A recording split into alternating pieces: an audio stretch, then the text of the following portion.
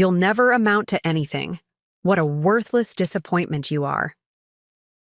My mother's words cut through the elegant reception hall, silencing nearby conversations as my sister's wedding guests pretended not to hear. 1 week later, her name flashed on my phone screen with a desperate voicemail. "Sweetie, I need your help. The bank is taking everything." It's funny how quickly worthless transforms into valuable when someone needs a financial bailout. Before we jump back in, tell us where you're tuning in from, and if this story touches you, make sure you're subscribed, because tomorrow I've saved something extra special for you. The invitation to my sister Vanessa's wedding sat on my kitchen counter for 3 months before I finally checked the attending box. It wasn't that I didn't want to celebrate her happiness. I genuinely did. But family gatherings in the Morgan household had always been emotional minefields, with my mother, Diane, strategically placing explosives beneath polite conversation, waiting for the perfect moment to detonate them. "You have to go," my best friend Zoe insisted over coffee a month before the event. "If you don't, you'll regret it, and your mother will use it against you forever." She wasn't wrong. In the Morgan family narrative, I was already cast as the difficult daughter, the one who moved 5 states away, who chose a man's career in financial consulting, who remained unmarried at 35, and whose Christmas gifts were always deemed slightly inadequate. Skipping my only sister's wedding would cement my villain status permanently, so there I was on a perfect June Saturday, dressed in a carefully selected navy blue dress that had cost more than my monthly car payment, sitting in the 3rd row of an elegant garden ceremony. The weather seemed to conspire with my sister's. Meticulous planning, 75 degrees, slight breeze, strategically placed clouds providing occasional relief from the sun without threatening rain. "Doesn't Vanessa look beautiful?" whispered an elderly aunt whose name I couldn't quite recall. Nodded in genuine agreement. My younger sister was radiant in a classic white gown, her dark hair swept up with tiny white flowers woven through the intricate style. Beside her, Thomas, a pediatric surgeon with kind eyes and a slightly crooked smile, looked at her with undisguised adoration. They were well matched in every way that mattered, both caring, intelligent, and dedicated to their careers while prioritizing family. The ceremony was mercifully brief, with personalized vows that managed to be both sincere and concise. As Vanessa and Thomas sealed their union with a kiss, I felt a genuine surge of happiness for my sister. Perhaps, I thought naively, the day would continue in this spirit of joy and celebration. The reception was held at the Bellamy Estate, a restored 19th century mansion with sprawling gardens and a grand ballroom that balanced historic charm with modern amenities. I'd been seated at table 7, not quite the family table, but not exiled to the periphery either. A diplomatic compromise that seemed to acknowledge both my familial importance and my outsider status. I was midway through an impressively prepared salmon entree when my mother appeared beside me, champagne glass in hand. At 62, Diane Morgan maintained the same impeccable appearance that had been her armor throughout my childhood. Designer. Dress in a flattering shade of mauve, perfect makeup that concealed rather than accentuated her age. Jewelry that signaled affluence without ostentation. "Rachel, darling," she said, resting her free hand on my bare shoulder.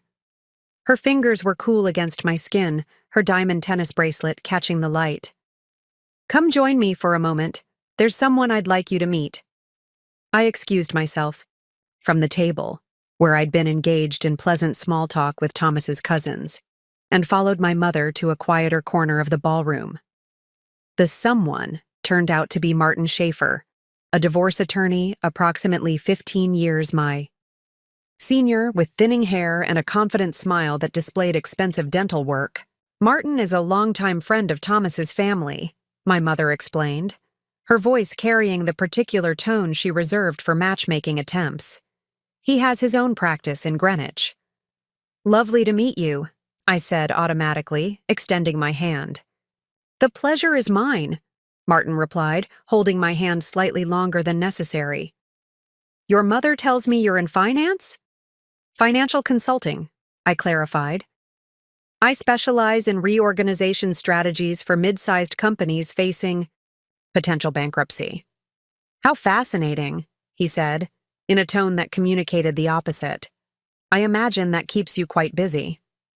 It does, I agreed. I just finished a major project in Detroit last month, completely restructuring a manufacturing firm's debt and operations. We saved over 300 jobs.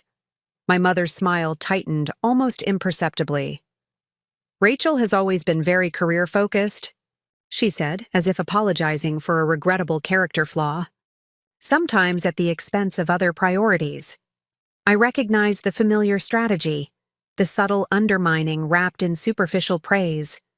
Throughout my childhood and adult life, my mother had perfected the art of diminishing my achievements while appearing to celebrate them. Each academic honor, professional advancement, or personal milestone was acknowledged and then immediately devalued through careful comparison or contextual reframing. Actually, I said, choosing my words carefully, my firm just made me the youngest partner in their 20-year history. The announcement goes public next week. This was news I'd been saving for after the wedding, not wanting to distract from Vanessa's moment. But my mother's setup had triggered an old defensive reflex. The partnership represented not just professional validation, but financial security beyond anything my parents had ever achieved. My annual compensation would now exceed their combined lifetime earnings, a fact I took no pleasure in but which provided a shield against their persistent disapproval. Martin seemed genuinely impressed. Congratulations! That's quite an achievement. My mother's expression flickered between surprise and something darker. A partner? Well, I suppose that will make it even harder for you to focus on starting. A family. You're not getting any younger, Rachel. Mom, I said quietly. Today is about Vanessa and Thomas. Let's keep it that way. But Diane Morgan had never been one to relinquish control of a conversation once she'd set its direction. I'm only thinking of your happiness, darling. Success is wonderful, but what good is an empty house and no one to share it with? Look how happy your sister is. I am happy, Mom. My life just looks different from what you imagined for me. Different, she repeated, swirling the champagne in her glass. Yes, you've always insisted on being different. Ever since you were a child, refusing to wear the dresses I bought you, choosing those science camps over dance lessons, always the contrary one. Martin shifted uncomfortably, belatedly recognizing he'd been drafted into a family dynamic that preceded him. I should probably check in with the Hendersons, he said. We're discussing a potential vacation property. Very nice meeting you, Rachel. Congratulations again on the partnership. As he retreated, my mother's veneer of social politeness evaporated. You couldn't just play along, could you? Martin is considered quite a catch in Greenwich. Susan Kellerman has been trying to set him up with her daughter for months. I'm not interested in being caught, Mom, and I'm certainly not moving to Greenwich to become a trophy wife for a divorce attorney. No, you'd rather bury yourself in spreadsheets and board meetings. Such a waste. She finished her champagne in one elegant swallow. Your father and I gave you every advantage, every opportunity. Do you know what I could have done with the education you received? This was familiar territory. My mother's parallel life narrative, the brilliant career she might have had if not for the sacrifices of motherhood. The implied accusation that my success was both an obligation from her, sacrifice, and a rebuke of her choices. I'm grateful for everything you and Dad provided, I said, the rehearsed response of decades.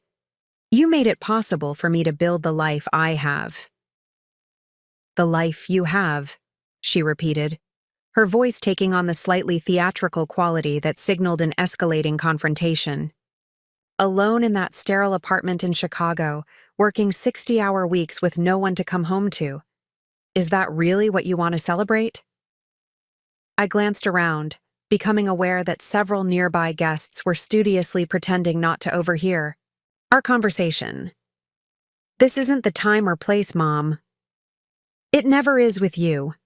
Always deflecting, always too busy, always running away from any real conversation about your life choices." I took a deep breath, trying to maintain the peace for Vanessa's sake. "I'm going to get some air. We can talk another time." I had turned to leave when she caught my arm, her grip surprisingly strong. "That's right. Walk away. That's what you do best, isn't it? Run back to your precious career and your empty life. You know what breaks my heart? Watching Vanessa achieve everything a mother dreams of while you just waste your potential." Something in me snapped.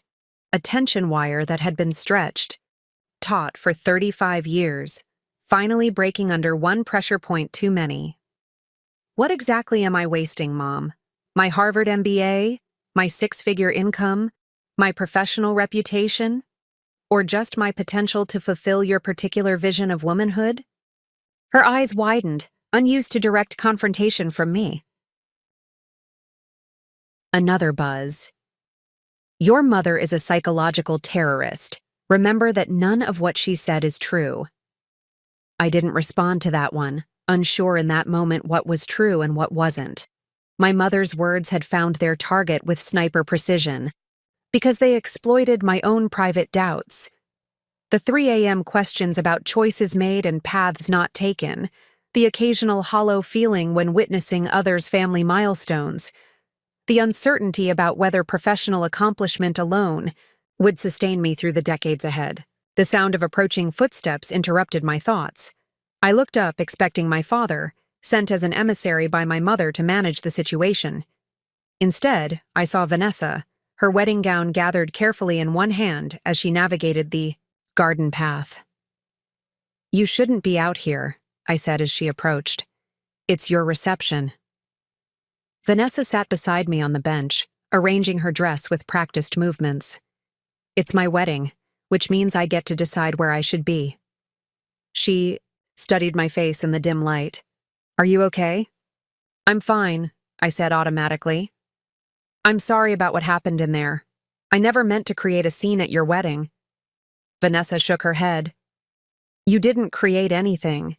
Mom did what Mom always does. She pushed and pushed until she got the reaction she wanted, and then acted shocked when it happened." Her assessment surprised me. Vanessa had always been the peacekeeper in our family, the one who smoothed ruffled feathers and found diplomatic compromises. I'd never heard her speak so directly about our mother's manipulative tendencies. "Still," I said, "it's your special day. You shouldn't have to deal with this." "Rachel, listen to me." Vanessa took my hands in hers. "What Mom said in there, it was cruel and it was wrong. You know that, right?" I looked away, uncomfortable with her direct gaze. "It's fine. She's entitled to her opinion." "No, it's not fine. And that wasn't an opinion. It was a deliberate attack designed to hurt you at the moment when you shared news that should have made her proud." Vanessa squeezed my hands. "I am so incredibly proud of you. Partner at 35? That's extraordinary." Unexpected tears threatened at her genuine excitement for my achievement. "Thanks, V. I mean it. And for what it's worth, Thomas and I don't think your life choices are worthless. Quite the opposite.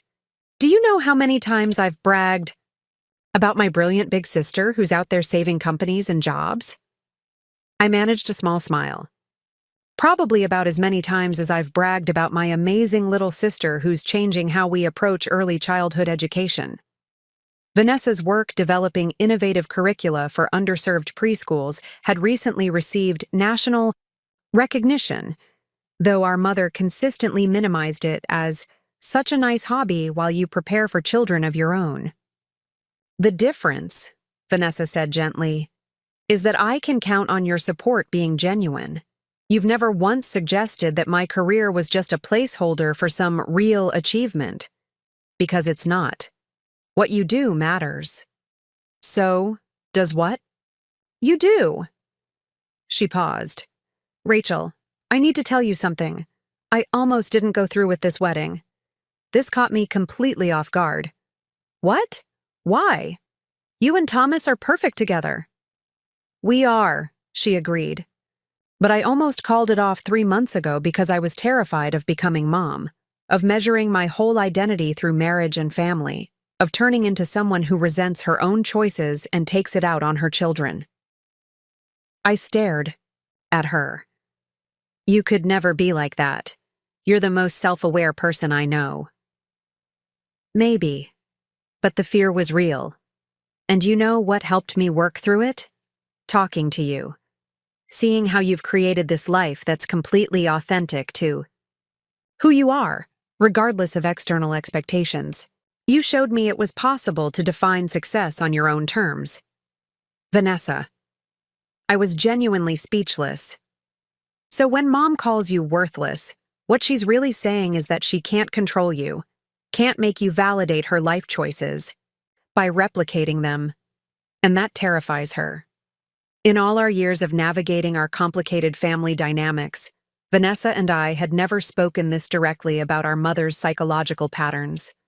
We had developed an unspoken agreement to manage her individually, to absorb her criticisms separately, to avoid comparing notes on her divergent expectations for each of us. When did you get so insightful about all this? I asked. She smiled. Therapy. Lots and lots of therapy. She adjusted her veil, which had caught on the bench. I should probably get back inside before Mom organizes a search party. Will you come back in? I shook my head. I think it's better if I go, but you should absolutely get back to your reception. This night is about you and Thomas, not Morgan family drama. Vanessa stood, smoothing her dress. Promise you'll call me tomorrow? I'm not leaving for the honeymoon until Monday. I promise. She leaned down to hug me. I love you, Rach, and I'm so proud to be your sister. I love you too, V. Thomas is a lucky man. As she turned to leave, she paused. Oh, and for what it's worth, Dad is mortified by Mom's behavior. He wanted to come find you himself, but I told him I had a better chance of convincing you not to flee the state. After she disappeared back toward the reception, I ordered an Uber and checked out of my hotel. The 3-hour drive back to Chicago would be long in formal wear, but preferable to spending the night in Greenwich, where I'd inevitably encounter family members at breakfast.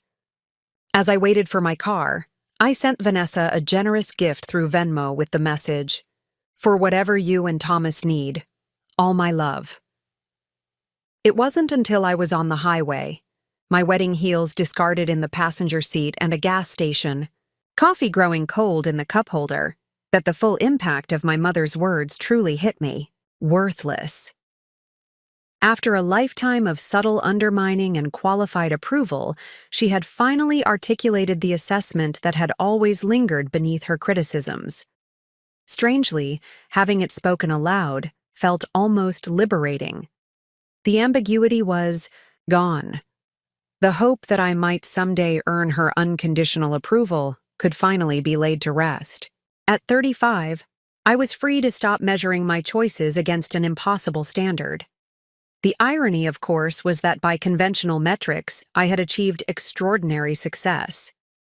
I had graduated from Harvard Business School at the top of my class, built a reputation for innovative financial restructuring that saved jobs while maintaining profitability, and now had become the youngest partner at Sullivan & Reed, a firm known for its conservative advancement practices. My mother was right about one thing, though. I did come home to an empty apartment each night. My relationships had been casualties of my career focus, not because commitment to both was impossible, but because I hadn't yet found someone who understood my passion for my work without feeling threatened by it. As Chicago's skyline appeared in the distance, illuminated against the night sky, I felt a strange calm replace the emotional turbulence of the evening. My mother's words, intended to wound and diminish, had somehow cleared space for a more honest assessment of my life. Yes, there were aspects I wanted to develop further, areas of imbalance I hoped to address. But worthless? The characterization was so patently absurd. that it had inadvertently freed me from giving her evaluations any further weight. I pulled into my assigned parking space at 3:17 a.m., exhausted but oddly energized. My apartment, a spacious two-bedroom, with floor-to-ceiling windows overlooking Lake Michigan, welcomed me with the peaceful order I maintained as a counterbalance to the chaos of corporate restructuring. I kicked off my remaining shoe, unzipped my formal dress, and poured a glass of water before checking my phone. 3 missed calls from my father. A text from Zoe asking for confirmation that I'd made it home safely. A surprisingly thoughtful message from Thomas expressing regret about the evening's events. And an email notification that would prove remarkably significant in the week ahead. Confidential, Parkview financial audit findings. Immediate attention required. Had I known that the contents of that email would connect directly to my mother's situation, I might have opened it immediately. Instead, I set my phone on the charger, promising myself I'd address everything after a few hours' sleep. What I couldn't have anticipated was how completely the dynamics of power and worth in my family were about to be reconfigured, or that within 7 days, the woman who had called me worthless would be desperately seeking my help to save everything she valued. I woke Monday morning to golden sunlight streaming through my partially closed blinds, momentarily disoriented by my surroundings. For a split second, I expected to find myself in the hotel room in Greenwich, before remembering my midnight drive back to Chicago. The events of Vanessa's wedding hit me in waves. The ceremony, my partnership announcement, my mother's cutting words, the drive home. My phone showed 7 missed calls, 3 from my father, 2 from Vanessa, 1 from Zoe, and 1 from an unknown Connecticut number that I suspected was my mother, though she rarely called directly when she could deploy my father as her diplomatic envoy. I wasn't ready to deal with any of them. Instead, I made coffee and carried my laptop to the small balcony overlooking Lake Michigan. The June morning was already warm, promising heat later, but for now, the temperature was perfect, a gentle reminder that Chicago summers offered their own compensations for the brutal winters. Typically, I managed her criticisms through deflection or strategic retreat, preserving the fragile peace for family gatherings exactly like this one.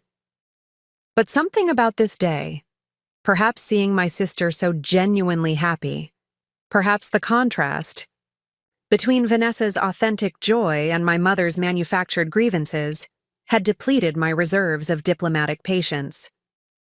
"You've never understood what truly matters in life," she said, her voice rising slightly.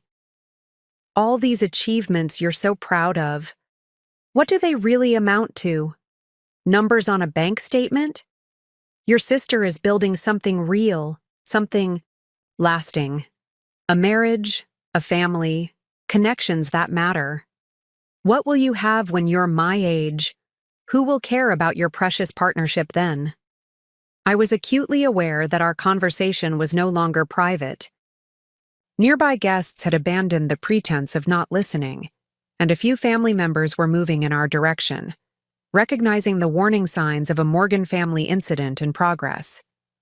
"I think," I said, keeping my voice deliberately even, "that we have very different definitions of success, and that's okay, but I won't apologize for building a life that makes me proud, even if it's not the one you would have chosen." "Proud?" My mother's laugh held no humor.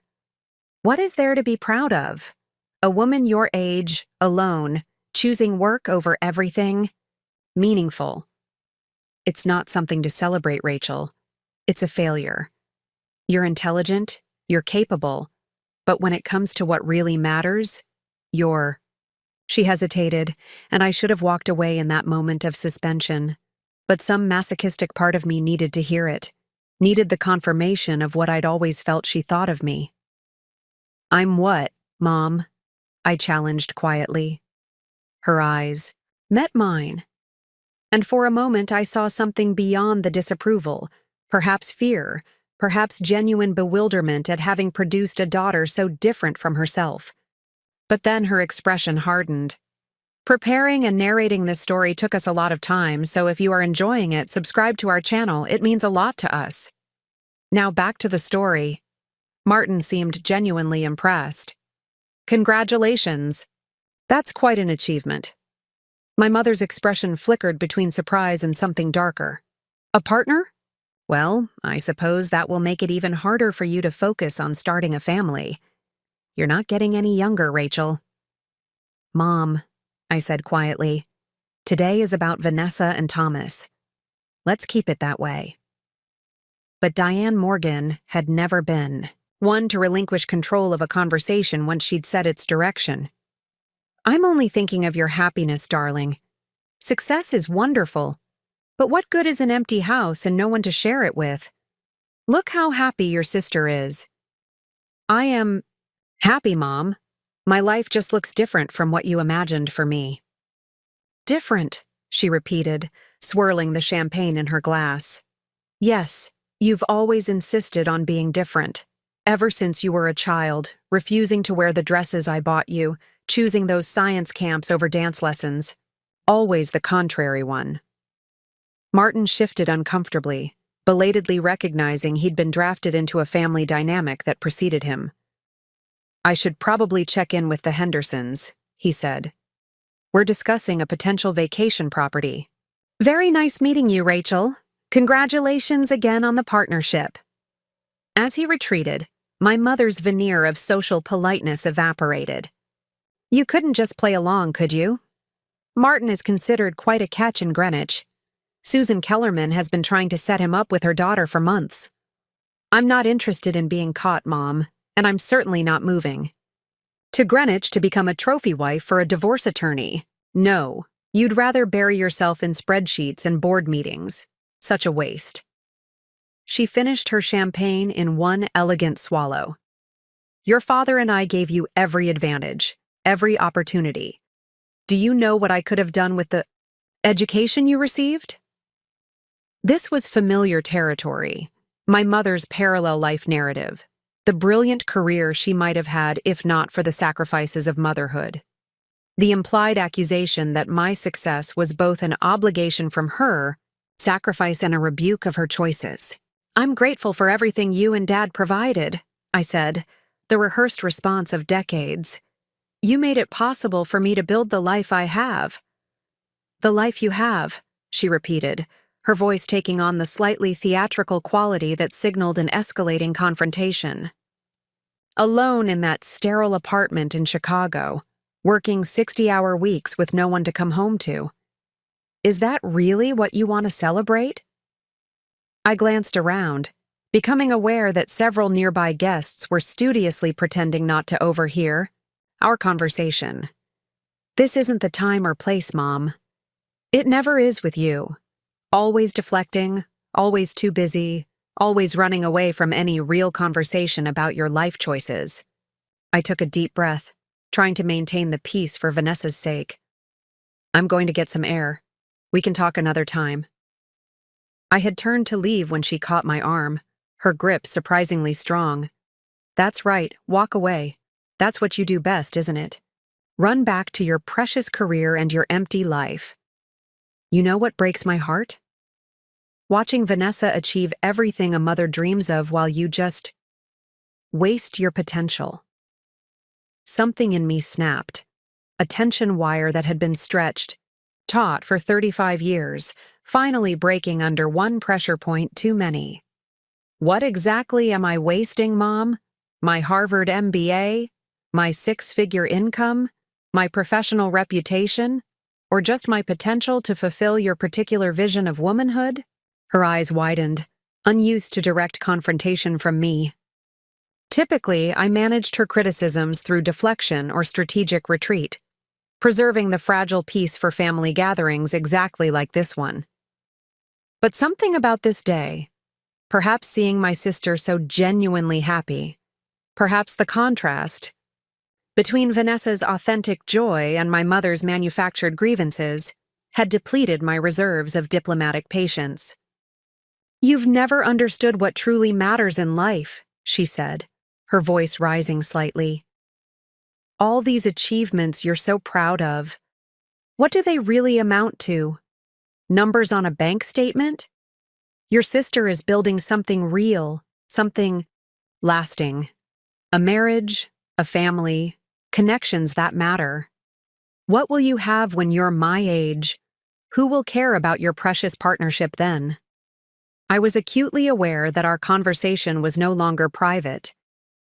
Nearby guests had abandoned the pretense of not listening, and a few family members were moving in our direction, recognizing the warning signs of a Morgan family incident in progress. I think, I said, keeping my voice deliberately even, that we have very different definitions of success. And that's okay. But I won't apologize for building a life that makes me proud, even if it's not the one you would have chosen. Proud? My mother's laugh held no humor. What is there to be proud of? A woman your age, alone, choosing work over everything? Meaningful. It's not something to celebrate, Rachel. It's a failure. You're intelligent, you're capable, but when it comes to what really matters, you're... She hesitated, and I should have walked away in that moment of suspension. But some masochistic part of me needed to hear it, needed the confirmation of what I'd always felt she thought of me. I'm what, Mom? I challenged quietly. Her eyes met mine, and for a moment I saw something beyond the disapproval, perhaps fear, perhaps genuine bewilderment at having produced a daughter so different from herself. But then her expression hardened. You're worthless, she said, each syllable precise and deliberate. All your degrees and promotions and fancy job titles, worthless if you've failed at the most fundamental aspects of being a woman, of being a daughter. Just worthless.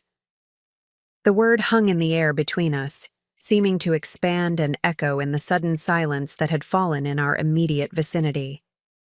I became aware of several things simultaneously. My father approaching with alarm on his face.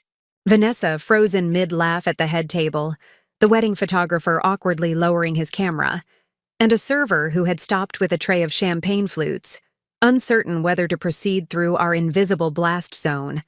I could have responded, in kind.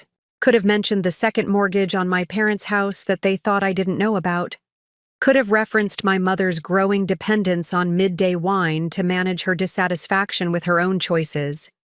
Could have unleashed 3 decades of accumulated observations about her insecurities and compensatory behaviors.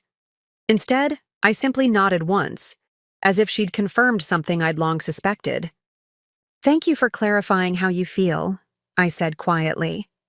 I won't trouble you with my worthless presence any longer. My father reached us just as I turned away. Diane, what's happening? Rachel, wait. But I was already moving through the reception hall with as much dignity as I could muster, accepting that my departure would become part of Morgan family lore. Another piece of evidence in the case against Rachel, the difficult daughter who couldn't even behave appropriately at her sister's wedding. Outside, the June evening had softened into twilight, the gardens of the Bellamy estate illuminated by tasteful landscape lighting. I found a stone bench partially hidden by an ornamental cherry tree and sat down, trembling slightly with adrenaline and suppressed emotion. My phone buzzed in my clutch. Zoe, who had witnessed the confrontation from across the room. Are you okay? That looked nuclear. Do you need extraction? I texted back.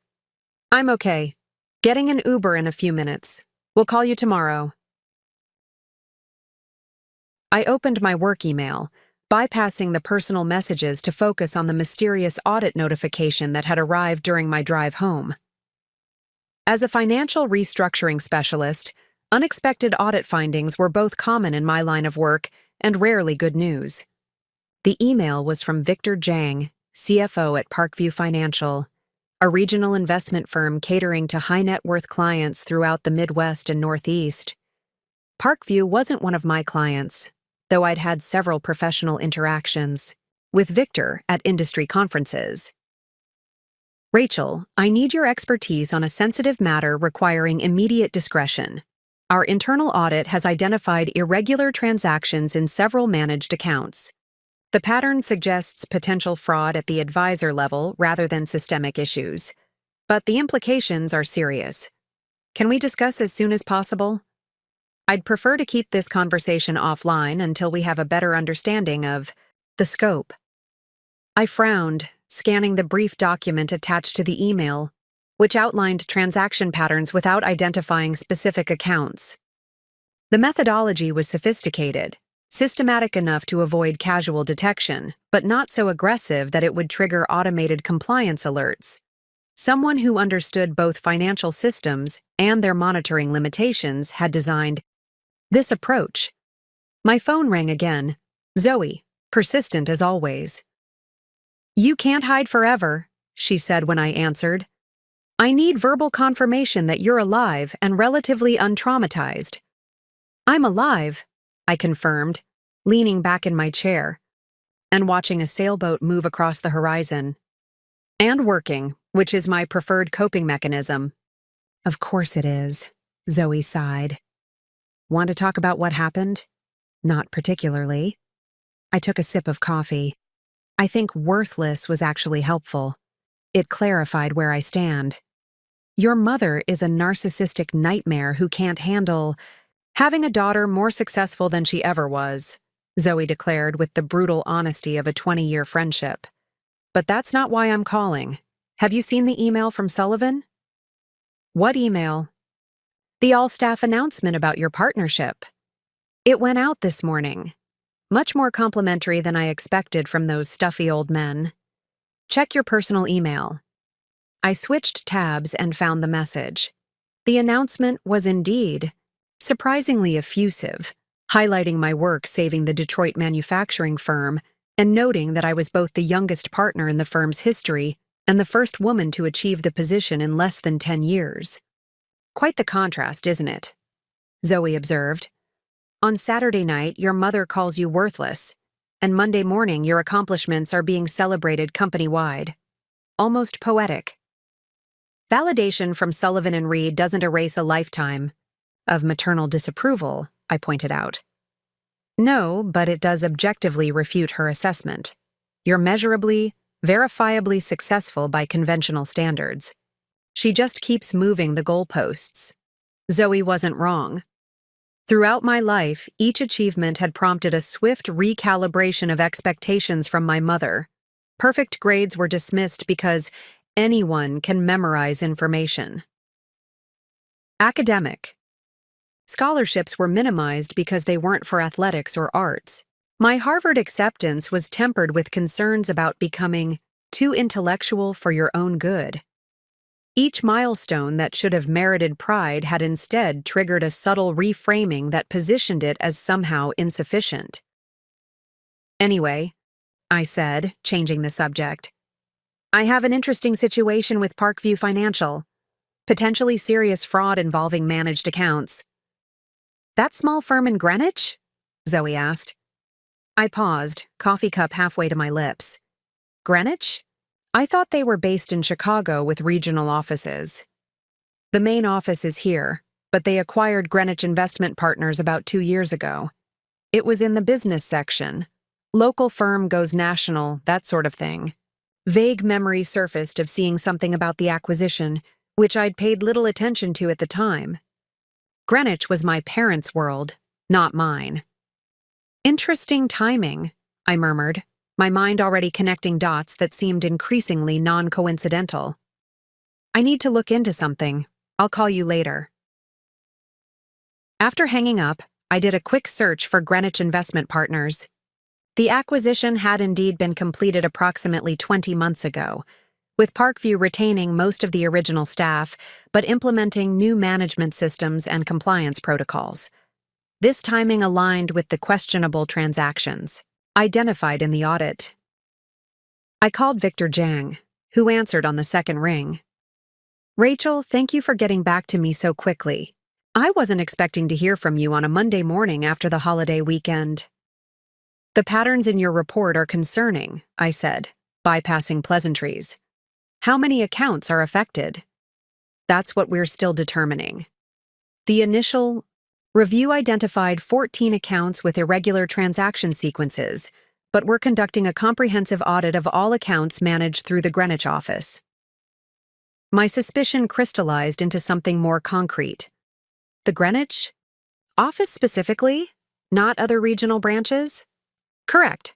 All flagged accounts are managed through Greenwich, primarily by 3 advisors who came with the acquisition. We've kept this contained to our internal audit team, but I'm concerned about potential regulatory implications and client impact. I understand, I said, my mind racing ahead to connections I wasn't ready to verbalize. I can be at your Chicago office tomorrow morning. In the meantime, I'll need complete transaction records for the flagged accounts, advisor commission, structures, and any communication logs you can legally provide.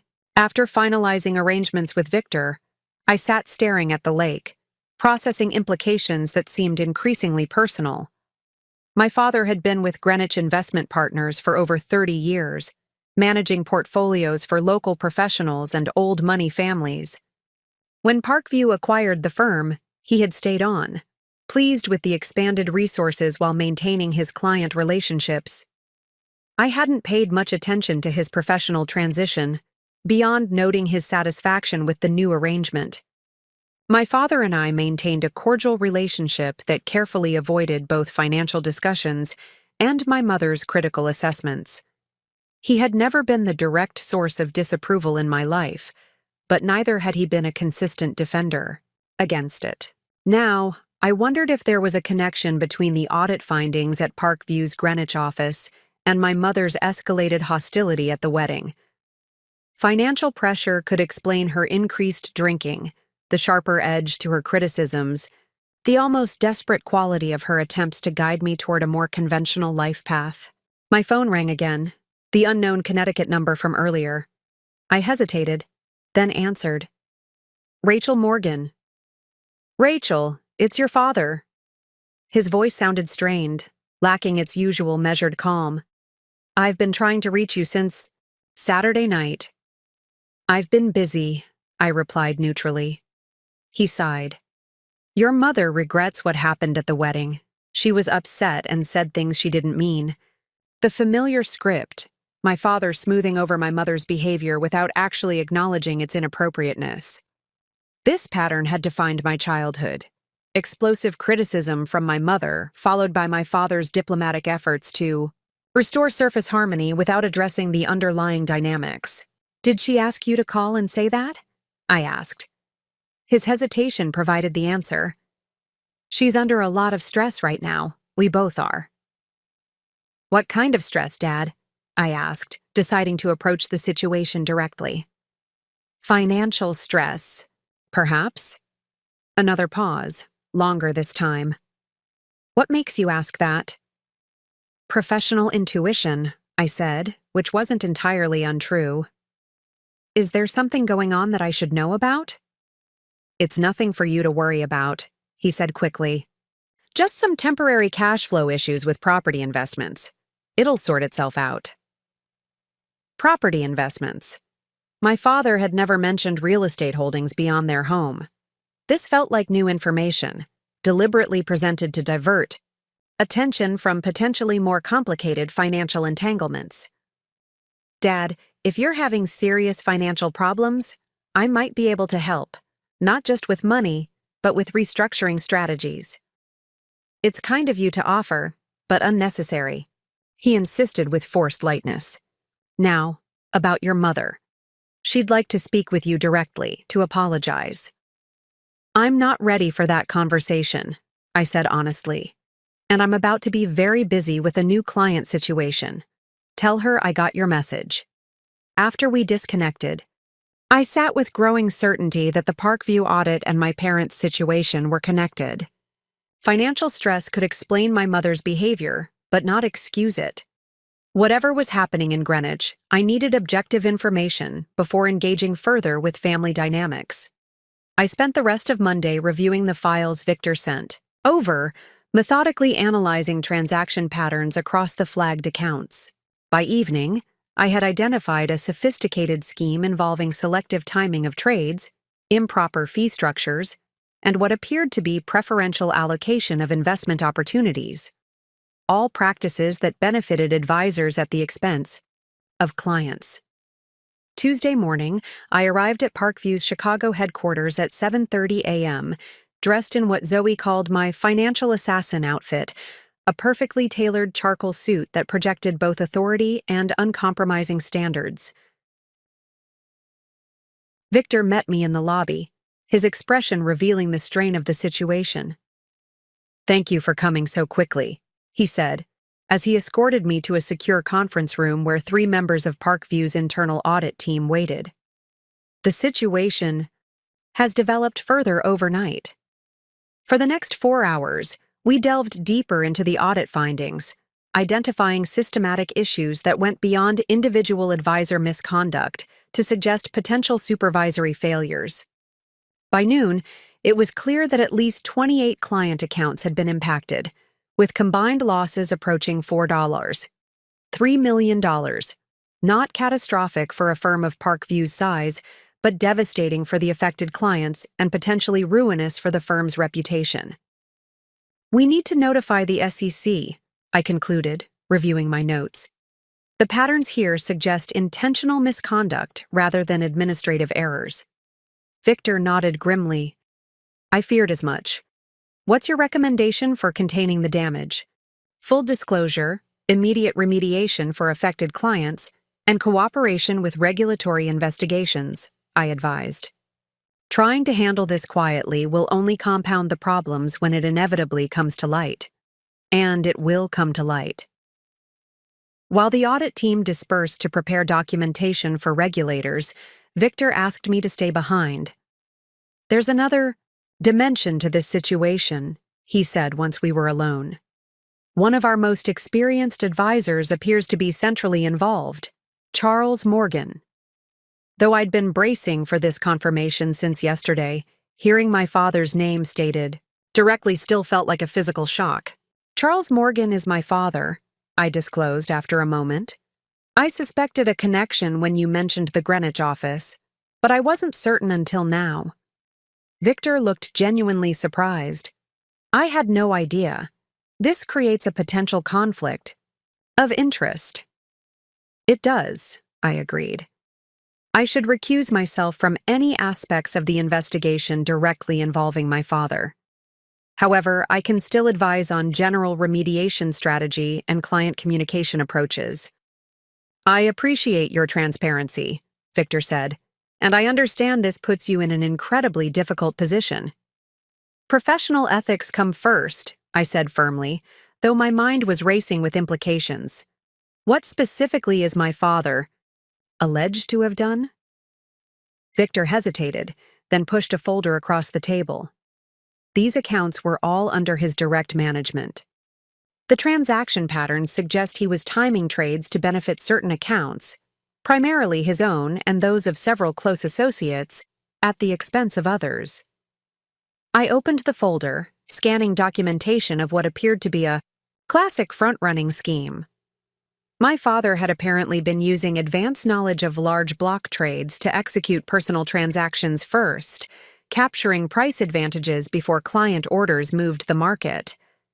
Additionally, he had been allocating the most profitable investment opportunities to a select group of preferred accounts while placing underperforming assets in others. "How long has this been happening?" I asked, maintaining professional composure despite my internal turmoil.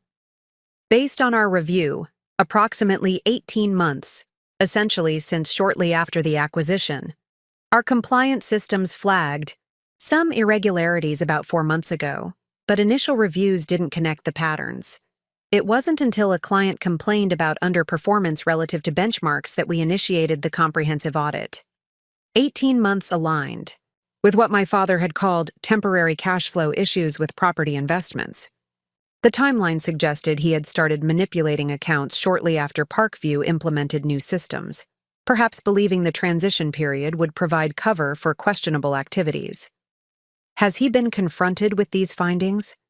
Victor shook his head. Not yet. We wanted to complete the investigation before approaching any of the advisors involved. That conversation is scheduled for tomorrow morning. As I left Parkview's offices that afternoon, The weight of what I'd discovered sat heavily. My professional expertise had inadvertently placed me adjacent to what would likely become a career-ending scandal for my father, potentially involving civil penalties and even criminal charges depending on the full scope of the misconduct. Yet, despite the professional complications, a strange clarity was emerging. My mother's escalating criticism, her increased drinking, her desperate attempts to push me toward a secure marriage, all could be viewed through the lens of mounting financial pressure and fear of exposure. Her worthless assessment at the wedding might have been triggered as much by her own precarious circumstances as by my announcement of professional advancement. When my phone rang that evening, displaying my mother's number directly for the first time in months, I wasn't entirely surprised. Something had changed in the family dynamic, forcing direct communication rather than the triangulated messages typically delivered through my father. "Hello, Mom," I answered, keeping my tone neutral. "Rachel." Her voice held none of its usual imperious confidence. Instead, she sounded tentative, almost fragile. "I've been trying to reach you." "I've been busy with work," I replied, neither accepting nor rejecting her implied overture. "Of course," she said quickly. "Your father mentioned you're working on a new client situation. That's wonderful." The awkward pleasantry hung between us, so divorced from our last interaction that it bordered on absurd. I waited, curious to see how she would navigate from superficial conversation to whatever had prompted this uncharacteristic direct contact. "About what happened at Vanessa's wedding," she continued when I didn't respond. "I was upset and said, things I deeply regret. The things I said. They weren't true, Rachel. You're not worthless. You're accomplished and successful in ways I never was." The admission was unprecedented. Never in my memory had my mother acknowledged my accomplishments without qualification or directly admitted being wrong. Under normal circumstances, I might have been moved by this apparent breakthrough. Given what I now knew, I remained cautious. "Thank you for saying that," I replied carefully. "I was wondering," she said, her voice taking on an artificially casual tone that immediately triggered my suspicion, "if you might be able to visit soon.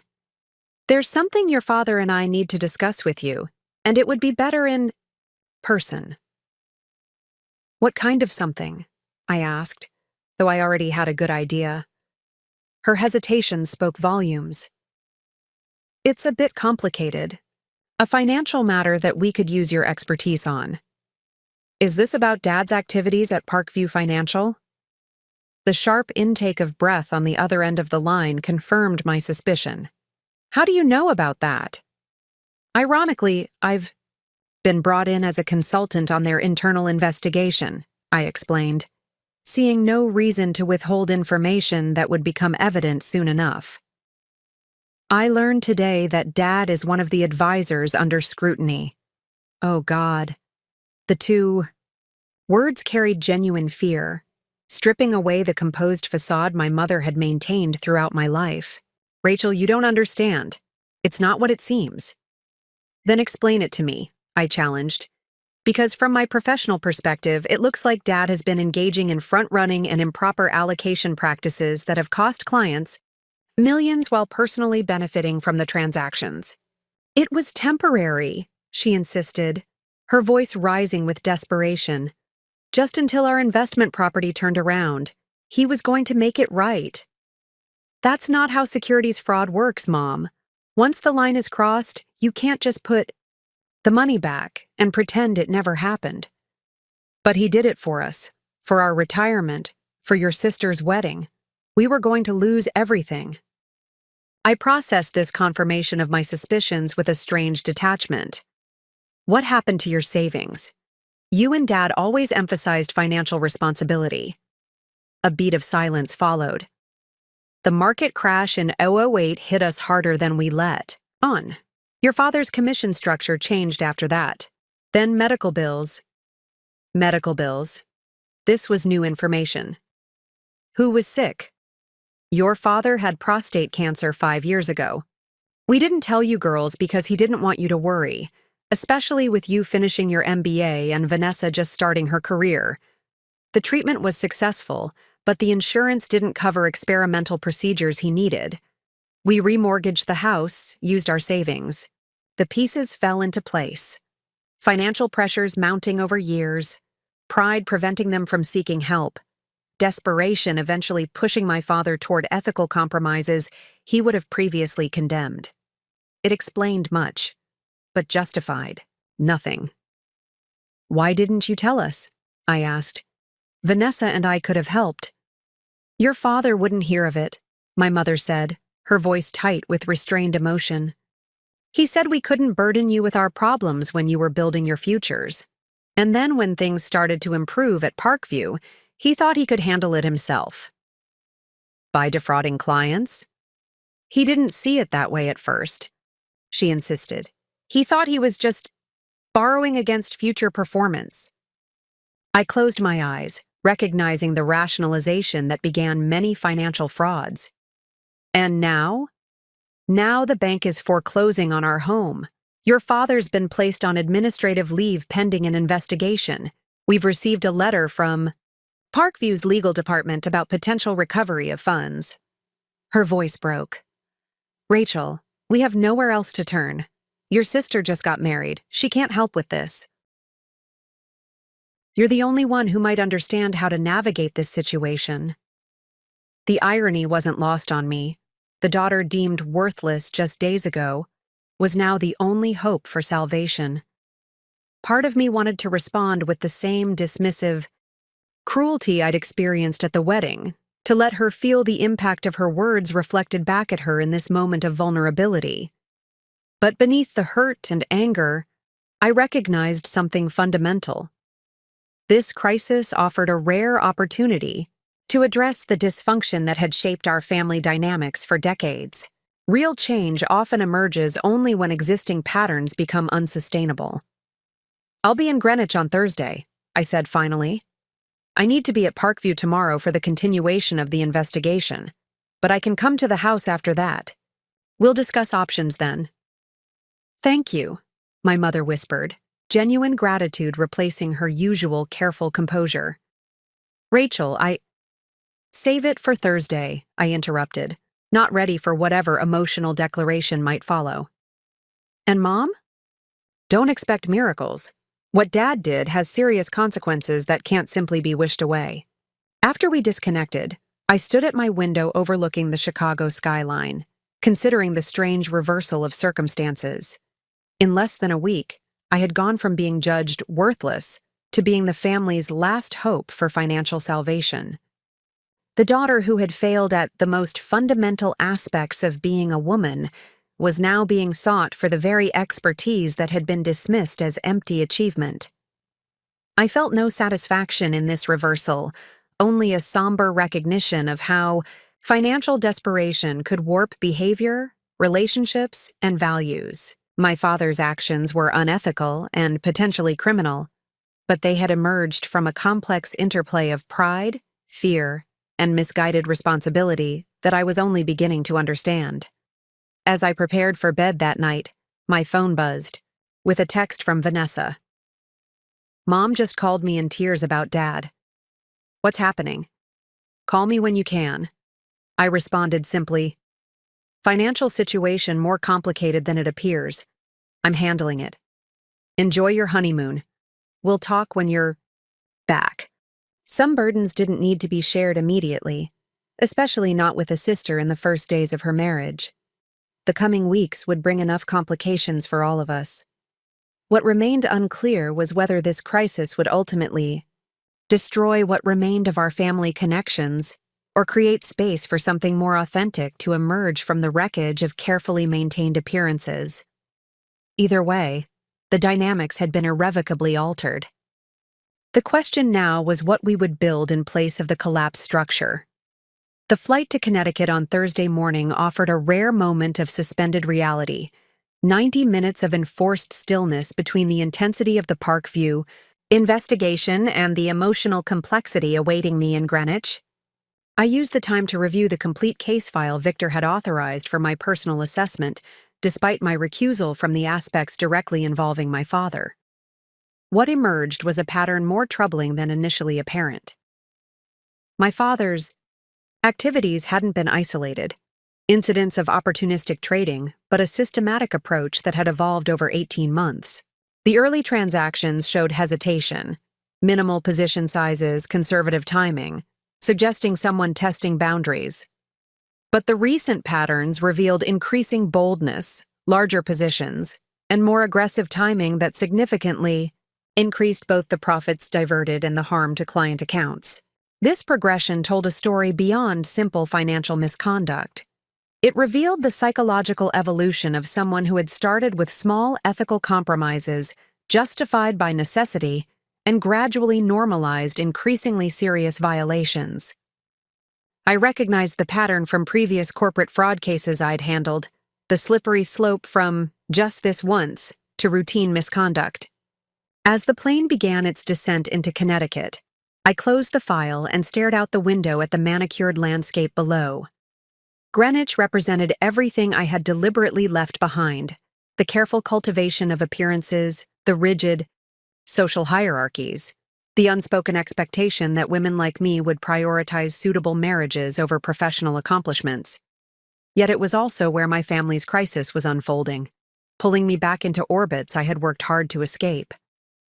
The rental car I'd reserved was waiting at the airport, a modest sedan rather than the luxury vehicle the agency had initially tried to assign me when I provided my Greenwich destination. This small act of resistance against automatic assumptions felt necessary as I prepared to navigate both family dynamics and the town's ingrained expectations. My parents' home looked exactly as it had for decades: a classic colonial setback from the road, with meticulously maintained gardens and the subdued elegance that characterized old Greenwich money. Only someone with my specialized knowledge would recognize the signs of financial strain beneath the carefully preserved exterior. The subtle aging of paint that would normally have been refreshed, the driveway with hairline cracks that would typically have been immediately repaired, the landscaping that showed signs of reduced professional attention. My mother opened the door before I could ring the bell, as if she'd been watching for my arrival. The woman who greeted me bore little resemblance to the composed, critical figure from Vanessa's wedding. Her normally perfect appearance showed signs of hasty assembly, her makeup applied with less precision, her clothing selected for comfort rather than impression. Rachel. She reached toward me with an uncertain gesture, caught between her habitual reserve and an uncharacteristic need for connection. I allowed a brief embrace, noting how fragile she felt in my arms. "Where's Dad?" I asked as I entered. The familiar foyer with its antique console table and carefully curated family photographs chronicling milestone moments, graduations, award ceremonies, Vanessa's engagement. I noticed my recent accomplishments were conspicuously absent. "In his study," my mother replied, her voice lower. "He's been there since yesterday afternoon when he returned from the Parkview meeting. He's barely eaten." I nodded, unsurprised. The confrontation with Parkview's legal and compliance teams would have been devastating for someone who had built his identity around professional integrity and community respect. "Has he spoken with an attorney?" I asked, setting my overnight bag by the stairs. My mother shook her head. "He refuses. Says there's no point since he's guilty as charged." Those were his exact words. I followed her to the kitchen, where the granite countertops gleamed with the recent application of cleaning products. Stress cleaning had always been my mother's response to situations beyond her control, as if imposing order on her physical environment could somehow transfer to chaotic circumstances. "Tell me exactly what's happened since Tuesday," I said, accepting the cup of coffee she automatically prepared the way I preferred. Strong, with a splash of cream, no sugar. She sat across from me at the breakfast table, her own cup cradled between hands that showed a slight tremor. "The bank called yesterday. The foreclosure is proceeding unless we can make a substantial payment by the end of next week. Parkview has frozen your father's accounts pending investigation. They've also initiated recovery proceedings for what They're calling misappropriated funds, approximately $870,000 according to their calculations. The amount aligned with what I'd seen in the case files, not the total client losses, which approached $4.3 million, but the portion that could be directly traced to my father's personal benefit. "What about your personal accounts?" I asked. "Accounts not directly tied to Dad's activities at Parkview?" "Minimal," she admitted, the word carrying the weight of understated catastrophe. "We've been living beyond our means for years, Rachel. The house has 2 mortgages. The investments your father talked about were purchased on margin. There were credit cards you didn't know about." The comprehensive financial collapse she described was familiar territory professionally.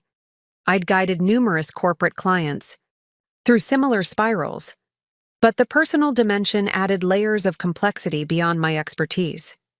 "Is Dad willing to talk to me about this?" I asked. My mother glanced toward the hallway leading to my father's study. "He said he would, but Rachel, he's not himself. I've never seen him like this." I nodded, understanding the implications.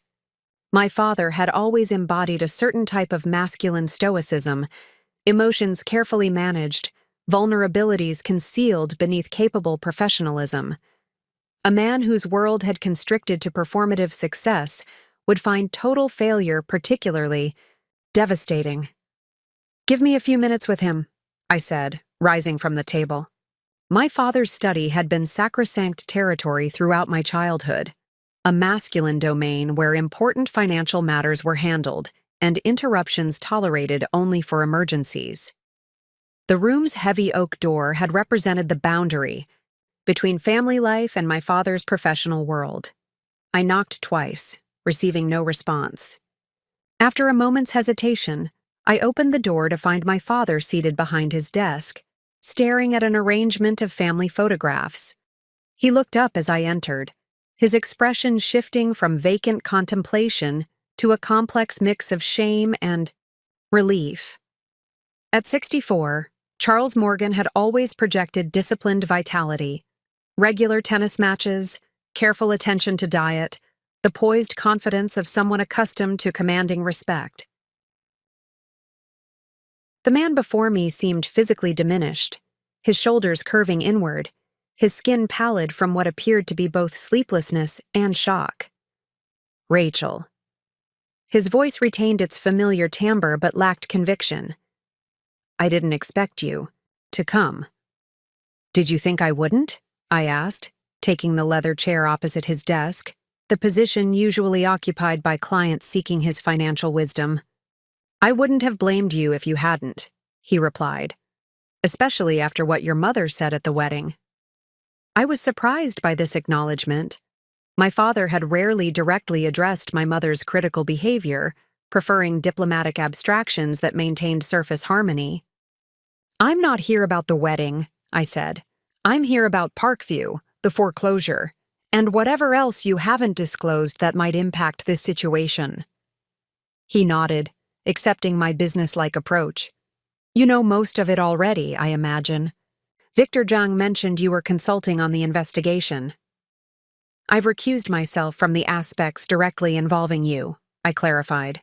"But yes, I've seen the general findings."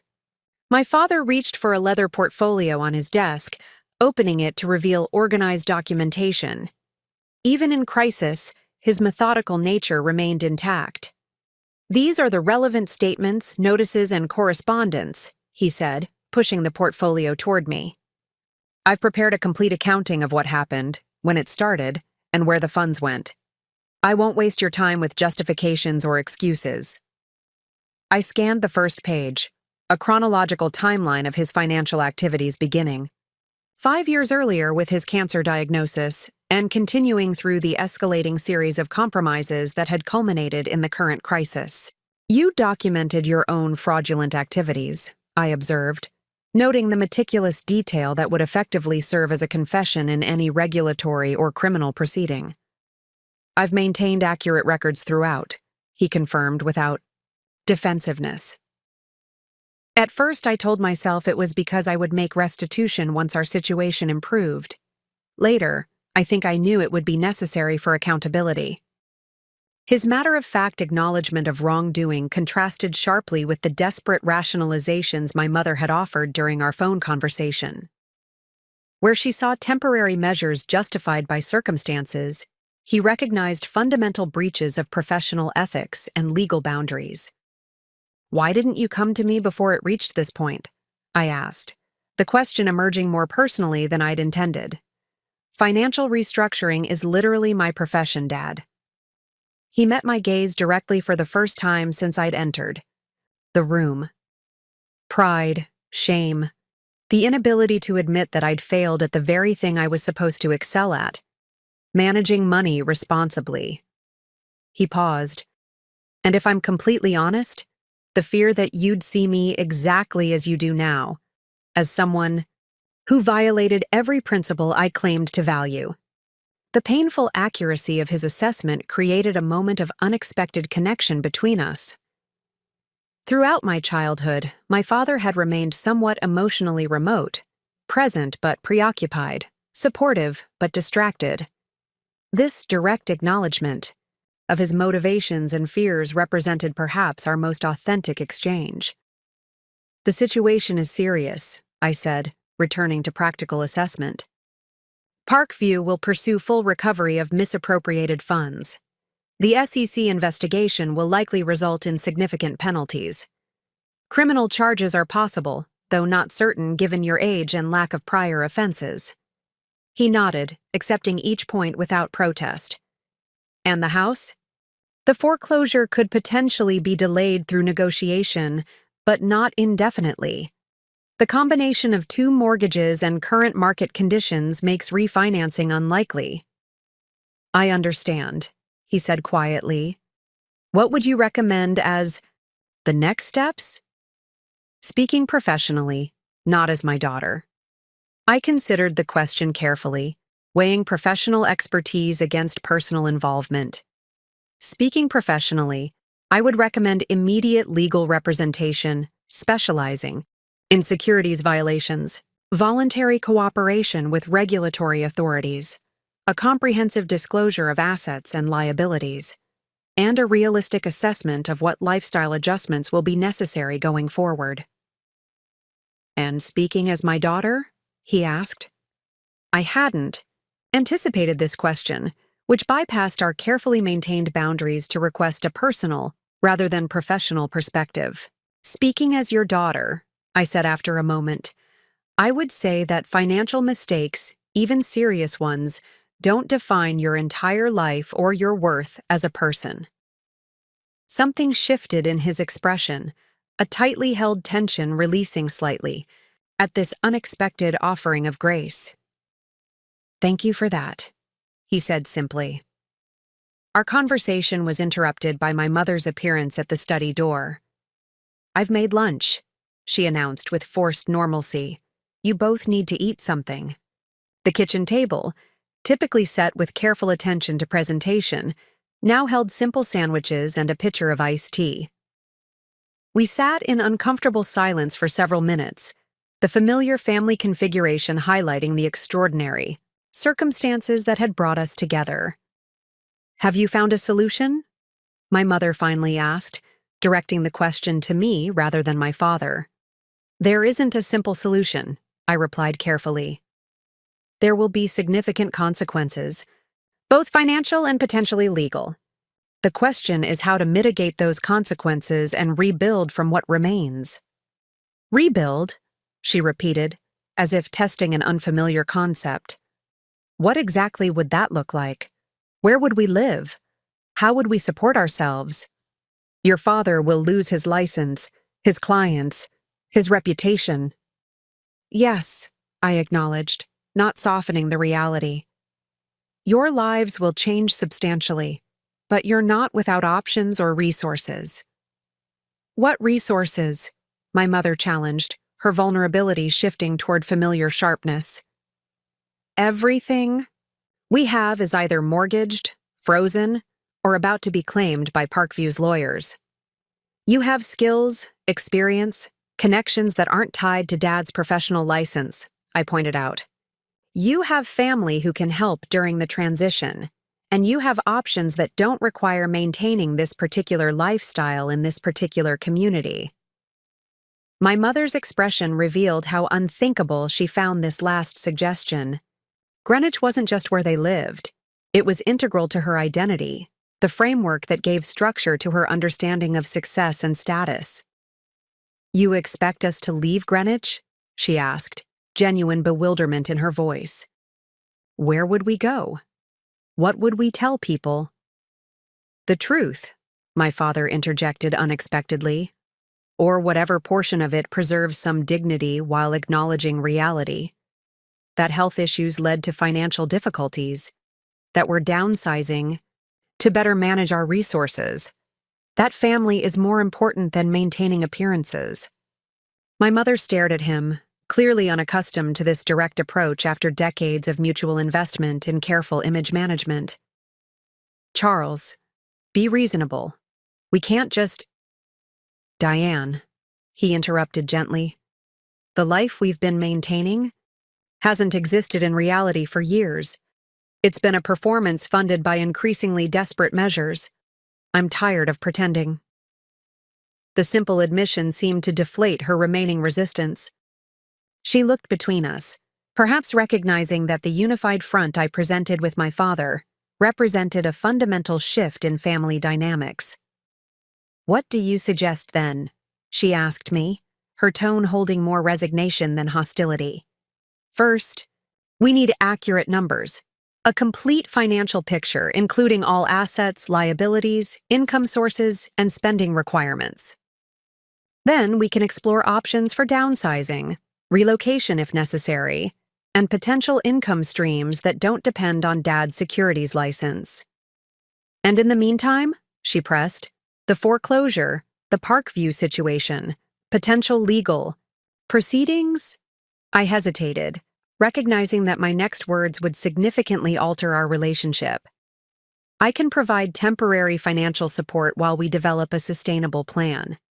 I can also connect Dad with appropriate legal representation and help negotiate with creditors." "You would do that?" my mother asked, genuine surprise in her voice. "After everything?" The question contained layers of meaning beyond immediate financial assistance.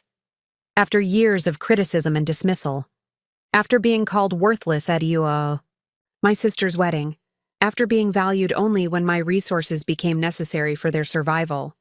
"I would," I confirmed. "Not without conditions, but yes." "What conditions?" my father asked. "Complete financial transparency going forward. Acceptance of necessary lifestyle changes without resistance or resentment. And a fundamental reset of how we communicate as a family. No more criticism disguised as concern. No more achievements dismissed because they don't fit preconceived notions of success." My mother looked as if she might object to this last requirement, then seemed to reconsider, perhaps recognizing her limited negotiating position. "Those seem reasonable," my father said when she remained silent. "More than reasonable given the circumstances." The afternoon passed in methodical financial archaeology, uncovering accounts, documenting liabilities, creating a comprehensive inventory of assets that might be liquidated to address immediate needs. By evening, we had assembled a clearer picture of their financial reality, which was simultaneously better and worse than initially appeared. "Victor spoke highly of your handling of the situation." He paused, studying me with the penetrating gaze that had intimidated countless opposing counsel over 5 decades of practice. "He also mentioned that your father appears to be centrally involved in the issues they've uncovered." "That's correct," I acknowledged, seeing no benefit in deflection or minimization. "Family complications can be among the most challenging aspects of professional life," Marcus observed, "particularly in our field, where ethical boundaries must remain absolutely clear." The statement hung between us, not quite a question, but clearly inviting elaboration. I considered how much to share, weighing professional discretion against the potential benefit of Marcus's experience and perspective. "The situation is still developing," I said carefully. My father acknowledges responsibility for his actions and is preparing to face the consequences. I'm helping my parents understand their options within appropriate professional boundaries. Marcus's expression remained neutral, but I detected a subtle softening around his eyes. When I was about your age, newly made partner, career trajectory looking promising, my brother was indicted for tax fraud related to his construction business. This personal disclosure surprised me. Marcus rarely shared details about his family life, maintaining the careful separation between professional and personal spheres that characterized his generation of business leaders. I wasn't aware of that, I said. Few people are. It was before the internet made such information permanently accessible. He leaned forward slightly. The point is, I understand the unique challenge of maintaining professional integrity while supporting family through their worst moments. It requires a balance few people truly comprehend unless they've experienced it. How did you manage it? I asked, genuinely curious about his approach to a situation that paralleled my own. By establishing clear boundaries, he replied without hesitation. I helped my brother find excellent legal representation. I provided personal financial support for his family while he served his sentence. But I never compromised my professional ethics or this firm's reputation by attempting to influence the legal process or minimize the seriousness of his actions. The clarity of his delineation resonated with my own instinctive approach to the current situation. That seems like wise counsel. The hardest part, Marcus continued, wasn't the practical arrangements but the emotional weight, carrying both my concern for him and my disappointment in his choices. Understanding without excusing, supporting without enabling. He rose from the chair, signaling the conclusion of a conversation that had unexpectedly shifted from professional acknowledgement to personal guidance. If you need flexibility in your schedule to address these family matters, consider it authorized. Your performance has consistently demonstrated that you don't require micromanagement to fulfill your responsibilities. I appreciate that, Marcus, and the perspective. He paused at the doorway. One final observation from someone who's navigated similar waters. This experience, painful as it is, will likely make you an even more effective advisor to clients facing corporate crises. The best professional judgment is informed by personal understanding of human complexity. After he departed, I sat with the unexpected gift of his disclosure and insight. Marcus Sullivan, whose legendary professional discipline had shaped the firm's culture for decades, had deliberately shared a vulnerable chapter from his own history to provide context and guidance for my current challenge. The gesture contained a subtle message beyond its explicit content, an acknowledgement that I was now viewed as a colleague worthy of such candor, rather than merely a promising subordinate. This shift in professional relationship arrived precisely when my family dynamics were undergoing their own transformation, creating a strange symmetry between my personal and professional worlds. In both contexts, established patterns were being disrupted, creating space for potentially more authentic connections. My contemplation was interrupted by a text from my father. Attorney meeting scheduled for 2 p.m. ET. Can you join by video? I confirmed my availability, then turned attention to organizing my week to accommodate both professional obligations and family crisis management. The Detroit manufacturing client needed follow-up on implementation of our restructuring recommendations. 2 potential new clients required preliminary assessments, and the Parkview investigation continued, though my direct involvement was now appropriately limited. By noon, I had created a workable schedule that reserved specific time blocks for family matters while maintaining momentum on key professional responsibilities. The discipline required wasn't unfamiliar. I'd always operated with careful attention to boundaries and priorities, but the emotional complexity added a dimension beyond my typical strategic planning. The attorney my father had retained came highly recommended by a former colleague of mine who specialized in securities litigation. Lawrence Keller projected the quiet confidence of someone who had navigated similar waters many times before, his demeanor neither unduly optimistic nor unnecessarily alarmist, as he outlined potential approaches to my father's situation.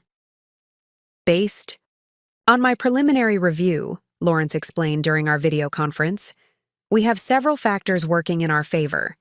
Mr. Morgan's clean prior record, his voluntary disclosure and cooperation, his age, and the absence of client complaints. Prior to Parkview's internal investigation, what's your assessment of potential criminal exposure? I asked, maintaining professional detachment despite the personal stakes. Given the documented pattern and dollar amounts involved, the U.S. Attorney's Office could pursue charges, Lawrence acknowledged. However, we have viable paths to potentially avoid prosecution through negotiated settlements with both Parkview and regulatory authorities. My father, visible in a separate video window, nodded without comment. His subdued demeanor reflected the gravity of his circumstances, but also a certain clarity that had been absent during years of mounting financial desperation and ethical compromise. The immediate priority, Lawrence continued, is preparing a comprehensive proposal for Parkview regarding restitution. Their recovery efforts will significantly influence whether this remains primarily a regulatory matter or escalates to criminal prosecution. This aligned with my own assessment. Parkview's primary concern would be recovering misappropriated funds and limiting reputational damage, rather than pursuing punitive measures against a 64-year-old advisor with an otherwise unblemished record. I've prepared a preliminary asset inventory, I said, sharing my screen to display the financial analysis I'd developed over the weekend. This identifies resources that could be liquidated immediately for partial restitution, with proposed timelines, for converting additional assets and establishing a payment structure for the remaining balance. Lawrence reviewed the document with professional appreciation. This is extremely helpful, Ms. Morgan. More comprehensive than what I typically receive from clients at this stage. Rachel specializes in financial restructuring for distressed companies, my father explained, a note of pride momentarily displacing his prevailing shame. She's the reason I have any hope of navigating this situation. The simple acknowledgement of my professional value, offered without qualification or comparison, struck me as significant. Throughout my career, my father had maintained polite interest in my accomplishments without demonstrating genuine understanding of my work or its importance. This direct recognition suggested a shift in perception that extended beyond our immediate circumstances. As the meeting progressed to specific legal strategies, I observed my father's responses with both professional assessment and daughterly concern. His engagement remained focused and realistic, neither minimizing the seriousness of his actions nor surrendering to despair about potential consequences. This balanced perspective represented significant emotional progress since our initial conversations in Greenwich. After concluding the video conference, I received a private message from my father. Thank you for your help today. I know this isn't how you envisioned spending your first days as partner. His acknowledgement of the imposition on my professional life, something my mother had notably not recognized, reflected growing awareness of how his actions affected others. I responded simply, "We'll get through this together." The afternoon brought another family complication as Vanessa called from the airport upon returning from her honeymoon. "I just listened to Mom's voicemail," she said, her voice tight with concern. "What exactly is happening with Dad?" Mom mentioned serious financial and legal issues, but provided no details. I hesitated, balancing my commitment to transparency against consideration for her circumstances. "It's complicated, V. Dad's facing consequences for financial misconduct at Parkview. The house is in foreclosure. They'll need significant help rebuilding." "Financial misconduct? Dad?" Her disbelief echoed my own initial reaction. "That doesn't make sense. He's the most ethically rigid person I know." The situation developed gradually, I explained, choosing words carefully. Health issues led to financial pressure. Small compromises escalated over time. He's taking responsibility and cooperating fully with investigations.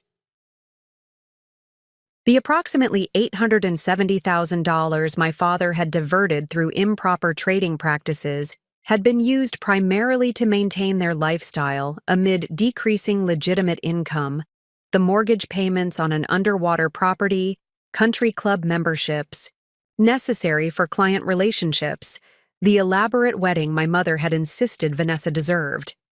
None of it had been saved or invested in ways that might have created a financial cushion. Parkview would demand full restitution, the house would almost certainly be lost to foreclosure, and my father faced potential SEC penalties that could deplete any remaining resources. Yet his meticulous record-keeping and apparent willingness to cooperate fully might mitigate some consequences, particularly regarding potential criminal charges. As darkness fell, we moved from the kitchen table to the living room, physical exhaustion matching emotional depletion after hours of difficult conversations. "I'll need to return to Chicago tomorrow," I said, checking upcoming commitments on my phone.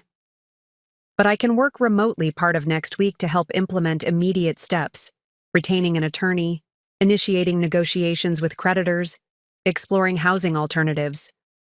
"You've already done more than we had any right to expect," my father said quietly. My mother, who had been uncharacteristically silent during much of the afternoon's practical discussions, finally spoke. "I don't understand why you're helping us, Rachel, especially after what I said at the wedding." The question seemed genuine rather than manipulative. A rare moment of authentic curiosity about motivations she couldn't reconcile with her understanding of relationships, which had always been fundamentally transactional. "Because that's what family should do," I replied after consideration.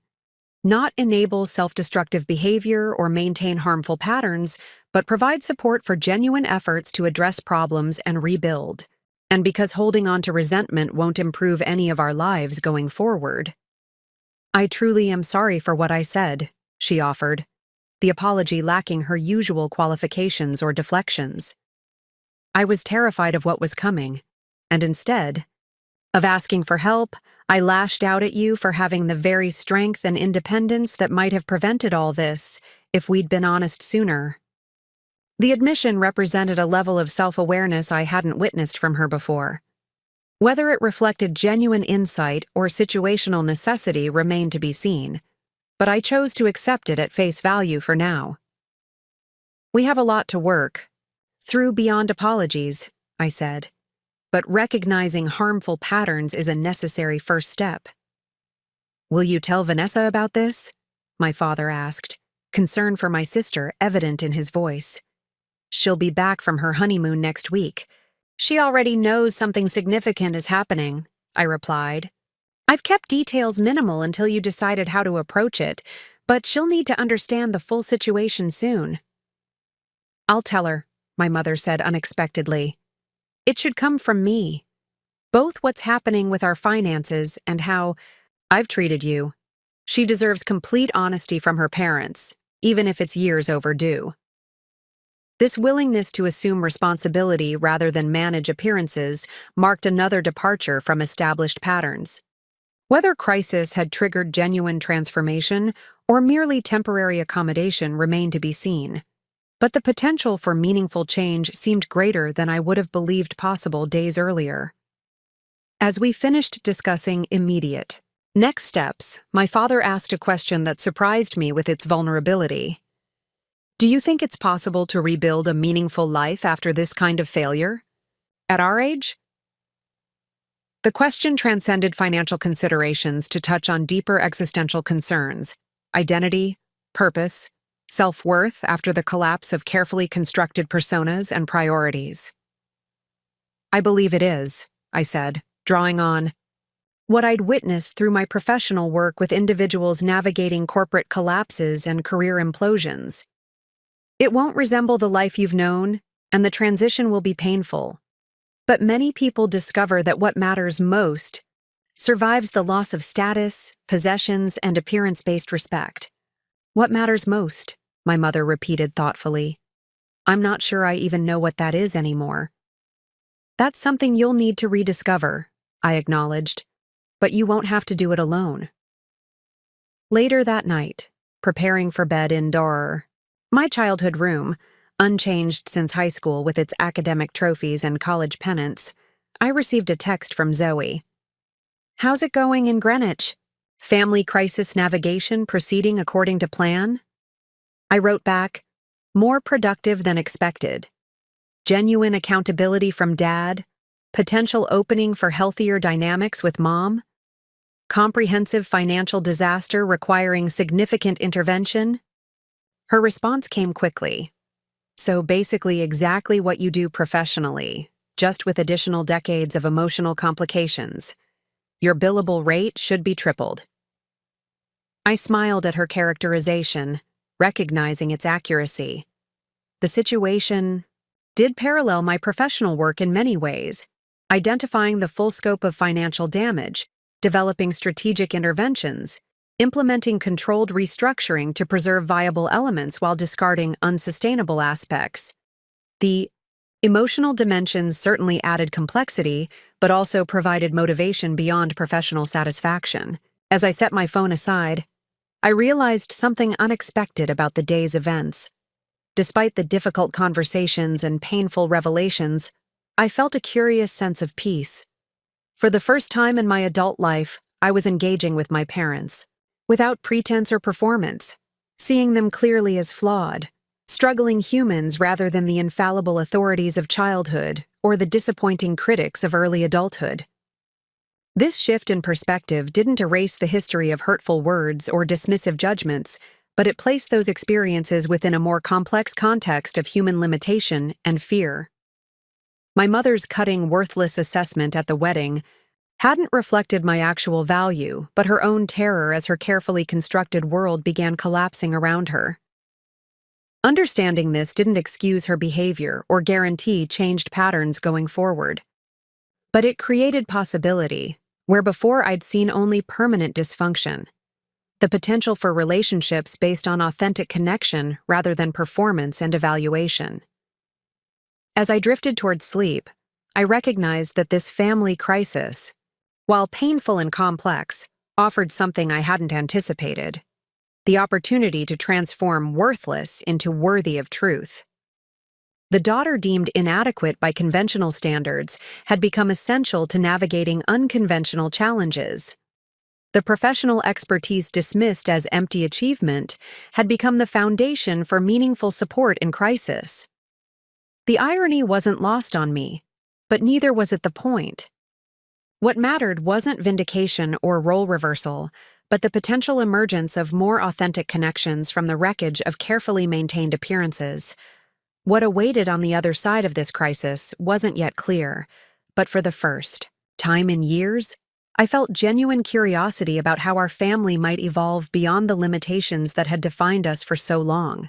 The path forward would be neither simple nor straightforward. Rebuilding from financial collapse rarely proceeded according to plan, and transforming entrenched family dynamics would require sustained effort beyond initial crisis response. But, within the painful disruption of established patterns, I glimpsed the possibility of connections based on something more substantial than performance and evaluation. Perhaps that possibility alone made the journey worthwhile. Monday morning in Chicago felt surreal after the emotional intensity of Greenwich. I arrived at the Sullivan and Reed offices an hour earlier than usual, determined to organize my professional obligations before addressing the ongoing family crisis. The familiar environment, sleek glass offices, the quiet hum of ambitious professionals preparing for their day, provided a welcome contrast to the raw vulnerability I'd witnessed in my parents' home. There she is, the newest and youngest, partner in Sullivan and Reed history. Marcus Sullivan himself stood in my office doorway, his imposing 6'4" frame filling the space. At 72, the firm's founding partner maintained a commanding presence. His silver hair and bespoke suits part of the carefully cultivated image that had helped build the firm's reputation for both excellence and discretion. "Good morning, Marcus," I replied, straightening the already aligned stacks of documents on my desk, a habit that emerged whenever I felt slightly off balance. "I didn't expect to see you this early." "Board meeting preparation," he explained, entering my office without waiting for an invitation, a prerogative of his position. "But I wanted to personally congratulate you on the partnership announcement. The response has been overwhelmingly positive, especially from clients who've worked directly with you." "Thank you. That's gratifying to hear." Marcus settled into the chair opposite my desk, his expression shifting from congratulatory to contemplative. "Victor Jang called me on Friday," he said without preamble. "He mentioned you've recused yourself from aspects of the Parkview investigation due to a family connection." I maintained my professional composure despite the unexpected pivot. "Yes. My father is one of the advisors under scrutiny. I disclosed the potential conflict as soon as I became aware of it." Marcus nodded approvingly. "Appropriate and ethically sound." "Why didn't they tell us they were struggling?" Vanessa asked, the hurt in her voice revealing deeper questions about family trust and communication. "All that money they spent on my wedding. Was that part of this?" The question pierced, through practical considerations to the emotional core of the situation. "Yes," I acknowledged. Mom was determined to maintain appearances regardless of financial reality. The wedding was part of that pattern. "I feel sick," Vanessa said quietly. "All that time I was planning my perfect day, they were drowning in problems they wouldn't share. And now they're facing foreclosure? Criminal charges? What happens next?" "We're working through options," I assured her. "Dad has good legal representation. I'm helping develop financial strategies. They'll need to relocate and significantly adjust their lifestyle, but there's a path forward." "I should cancel our house hewing appointments," she said, thinking aloud. "Thomas and I were planning to start looking this week, but that seems wrong now when Mom and Dad might not have a home." "Don't put your life on hold," I advised gently. "Making sound decisions for your future isn't disloyal. In fact, your stability will be one less worry for them during this transition." "But I should do something to help," she insisted. "What can I do?" The question reflected Vanessa's fundamental nature, always the family peacemaker, the emotional support provider, the one who anticipated others' needs before her own.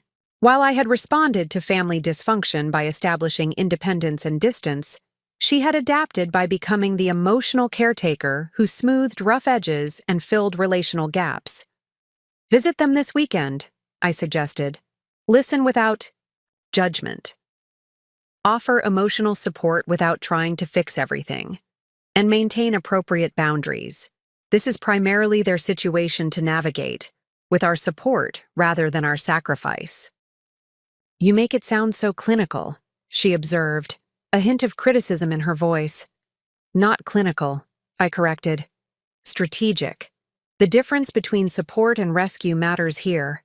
They need to develop new patterns and perspectives, not just receive bailouts that maintain dysfunctional approaches."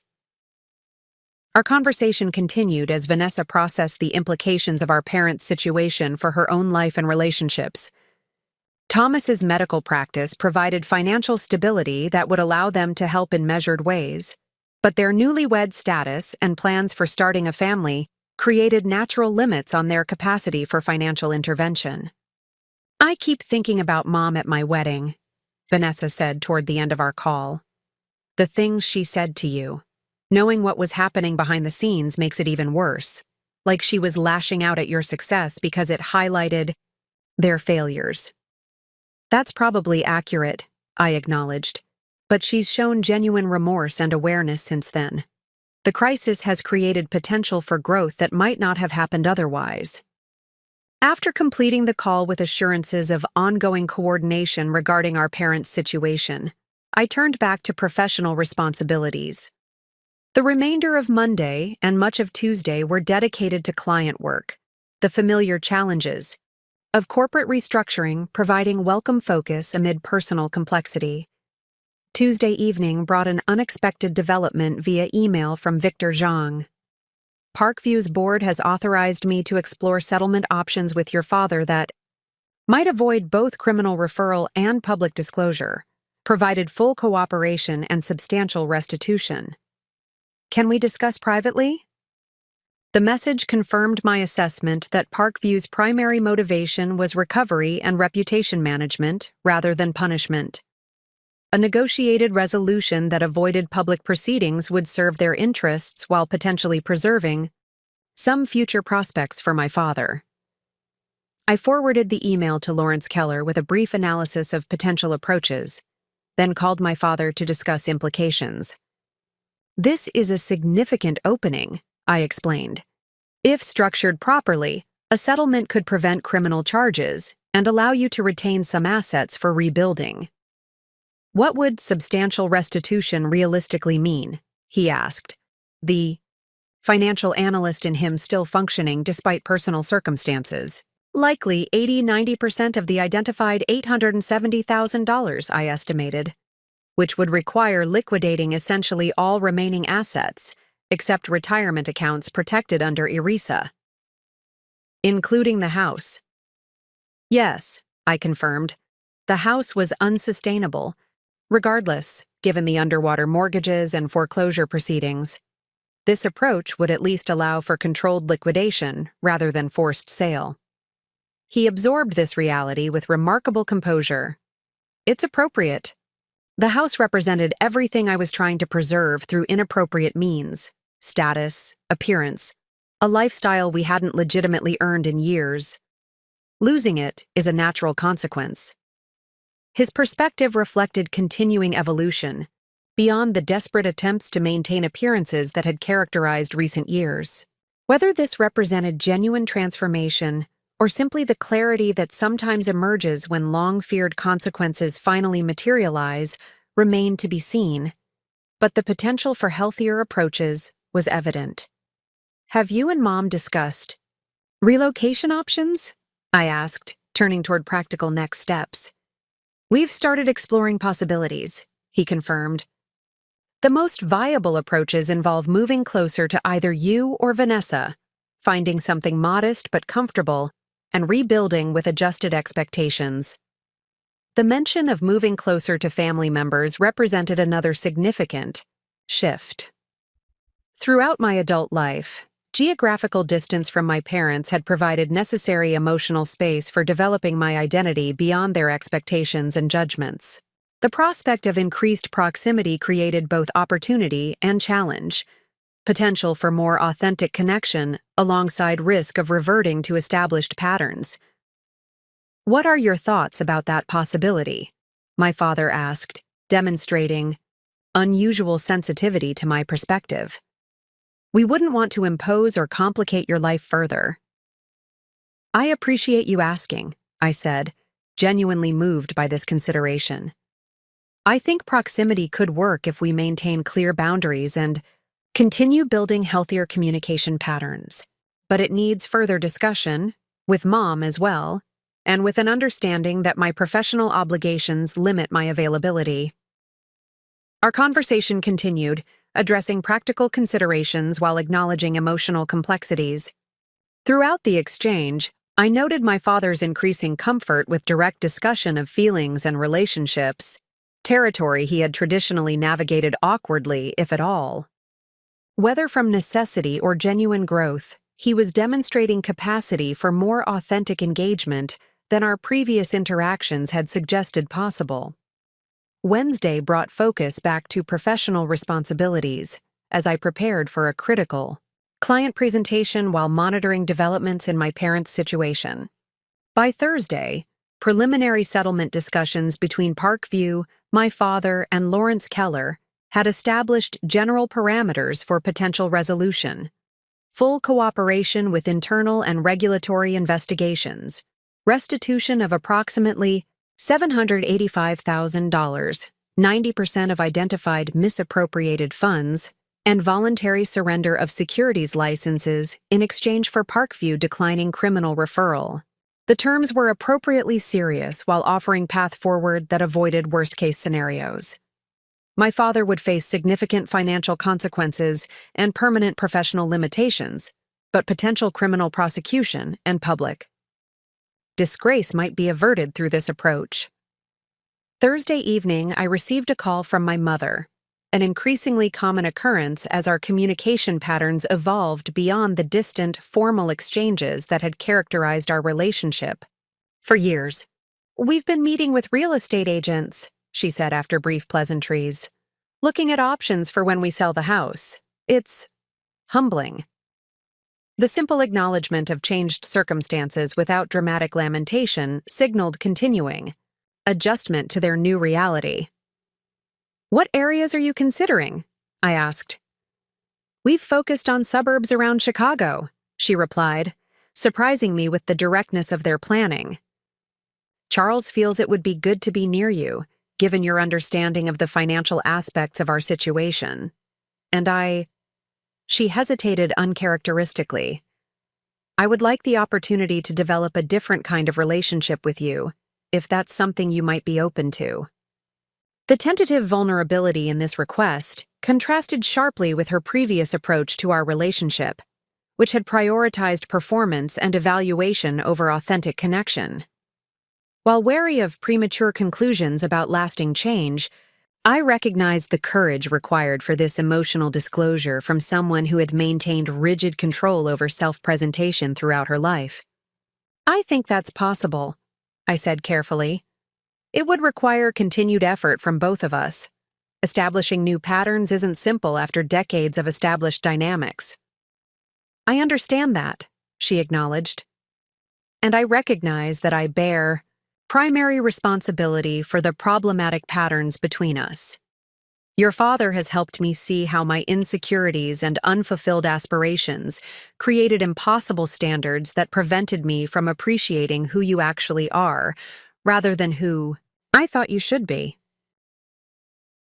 This level of self-awareness and responsibility represented unprecedented territory in our relationship. Throughout my life, my mother had maintained careful distance from introspection or accountability regarding her impact on others, particularly her daughters. This direct acknowledgement of her role in our dysfunctional dynamics offered potential foundation for something genuinely new between us. "That means a lot to hear," I said, allowing authentic emotion to enter my voice. "I've spent years trying to earn approval that seemed perpetually out of reach, no matter what I achieved." "I know," she said quietly. "I've been thinking about something you said last week, about how financial mistakes don't define a person's entire worth. I'm beginning to understand that the same principle applies to other kinds of mistakes, including how I've approached motherhood at times." The parallel she drew between my father's financial misconduct and her own relational failures demonstrated evolving perspective beyond immediate crisis management. Whether this insight would translate into sustained behavioral change remained uncertain, but its emergence created space for cautious optimism about future possibilities. Our conversation continued, addressing both practical relocation considerations and deeper relational dynamics with unusual directness. By its conclusion, tentative plans had formed for my parents to visit Chicago the following weekend to explore potential neighborhoods and continue discussions about rebuilding both financial stability and family relationships. Friday morning brought additional development as Lawrence Keller called to report progress in settlement negotiations with Parkview. "Their legal team has responded favorably to our proposal," he explained. "They've indicated willingness to structure restitution as an installment arrangement following initial payment from liquidated assets, which would preserve minimal resources for your parents' transition." This approach aligned with the financial strategy I'd been developing, creating a sustainable path forward that balanced appropriate consequences with practical necessity. While my father's professional career was effectively over, and their lifestyle would require dramatic adjustment, the emerging framework offered possibility for dignified transition, rather than complete devastation. As Friday afternoon transitioned to evening, I found myself reflecting on the extraordinary developments of the past 2 weeks while preparing for a rare weekend without either client obligations or family crisis management. The trajectory from Vanessa's wedding, where I'd been deemed worthless by my mother, to my current central role in navigating family reconstruction represented a transformation I couldn't have anticipated. Yet the most significant shifts had occurred not in practical circumstances but in relational dynamics. My father had moved from distant provider, maintaining careful emotional barriers, to vulnerable human acknowledging mistakes and expressing genuine appreciation for my capabilities. My mother had begun transitioning from critical evaluator measuring against impossible standards to someone cautiously exploring authentic connection based on acceptance rather than performance. These changes didn't erase decades of painful history or guarantee sustainable transformation. The practical challenges ahead remained substantial, requiring consistent effort and adjusted expectations from everyone involved. The potential for reversion to established patterns during inevitable periods of stress created realistic caution about overly optimistic projections. Yet within these uncertainties existed genuine possibility for something I had effectively abandoned hope for years earlier: family relationships characterized by mutual respect, appropriate boundaries, and authentic connection rather than performance. And evaluation. The crisis that had revealed the hollow foundation beneath carefully maintained appearances had simultaneously created opportunity for building something more substantial in its place. As I stood at my living room window overlooking Chicago's skyline illuminated against the evening sky, I recognized that the coming months would involve continued navigation of complex territory, supporting my parents through necessary consequences, while maintaining appropriate professional and personal boundaries. The path would include setbacks alongside progress, moments of frustration alongside breakthrough connections. But for perhaps the first time in my adult life, I felt genuine hope about my family's capacity for growth beyond limiting patterns. Not despite the current crisis, but because of how it had shattered pretenses and created space for authenticity. The daughter once deemed worthless for prioritizing professional accomplishment over conventional expectations had become essential not just for practical crisis management, but for modeling the integrity, resilience, and balanced perspective that might guide collective reconstruction. The irony wasn't lost on me, but neither was it the point.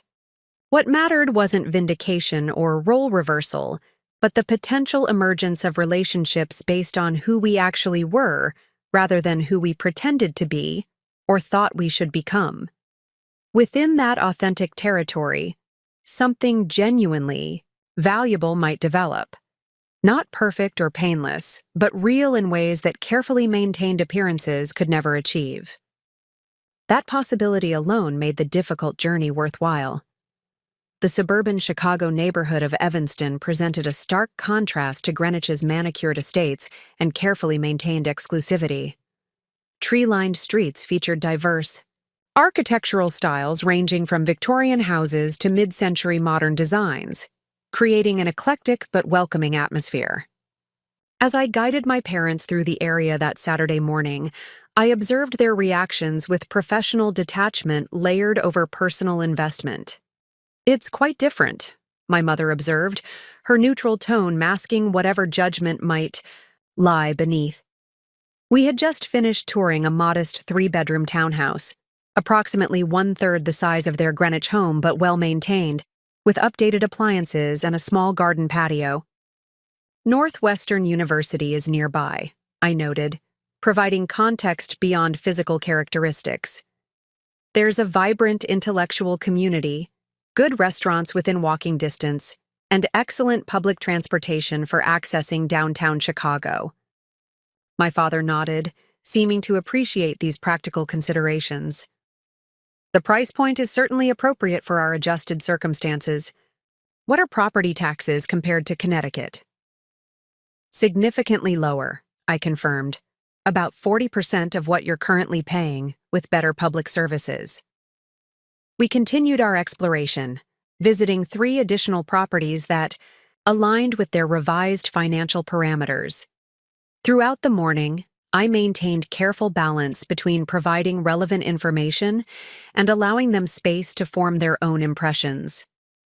This approach reflected the evolving boundaries in our relationship: supportive without controlling, involved without intrusive. The real estate agent, a woman approximately my mother's age who specialized in relocation services, demonstrated similar sensitivity. Many of my clients are downsizing from larger suburban homes, she explained over lunch at a local cafe. It's an adjustment, certainly, but most discover unexpected benefits beyond financial considerations: less maintenance, walkable neighborhoods, more diverse communities. Do you work with many people our age who are starting over? My mother asked, the question revealing vulnerability beneath her composed exterior. The agent considered her response thoughtfully. I wouldn't call it starting over so much as redirecting. Many of my clients in their 60s and 70s are making intentional changes, reducing physical and financial burdens to focus on what matters most at this stage of life. That's a generous reframing, my father observed with a small smile. In our case, the change wasn't exactly intentional. Perhaps not in its timing or specific circumstances, the agent acknowledged, but you're approaching it with intention. Now, that's what ultimately matters. This perspective, focusing on current choices rather than past mistakes, aligned with the approach I'd been encouraging my parents to adopt. The circumstances forcing their relocation were unquestionably serious, involving significant professional misconduct and appropriate consequences. Yet within those constraints, space remained for thoughtful decisions about rebuilding with adjusted expectations and priorities.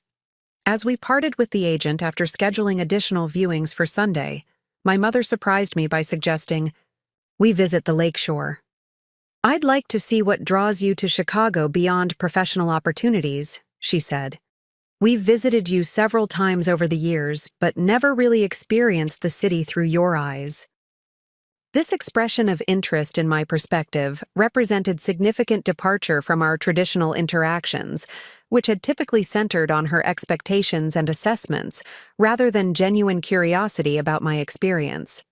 Whether motivated by necessity or authentic growth, the shift created opening for different kind of exchange between us.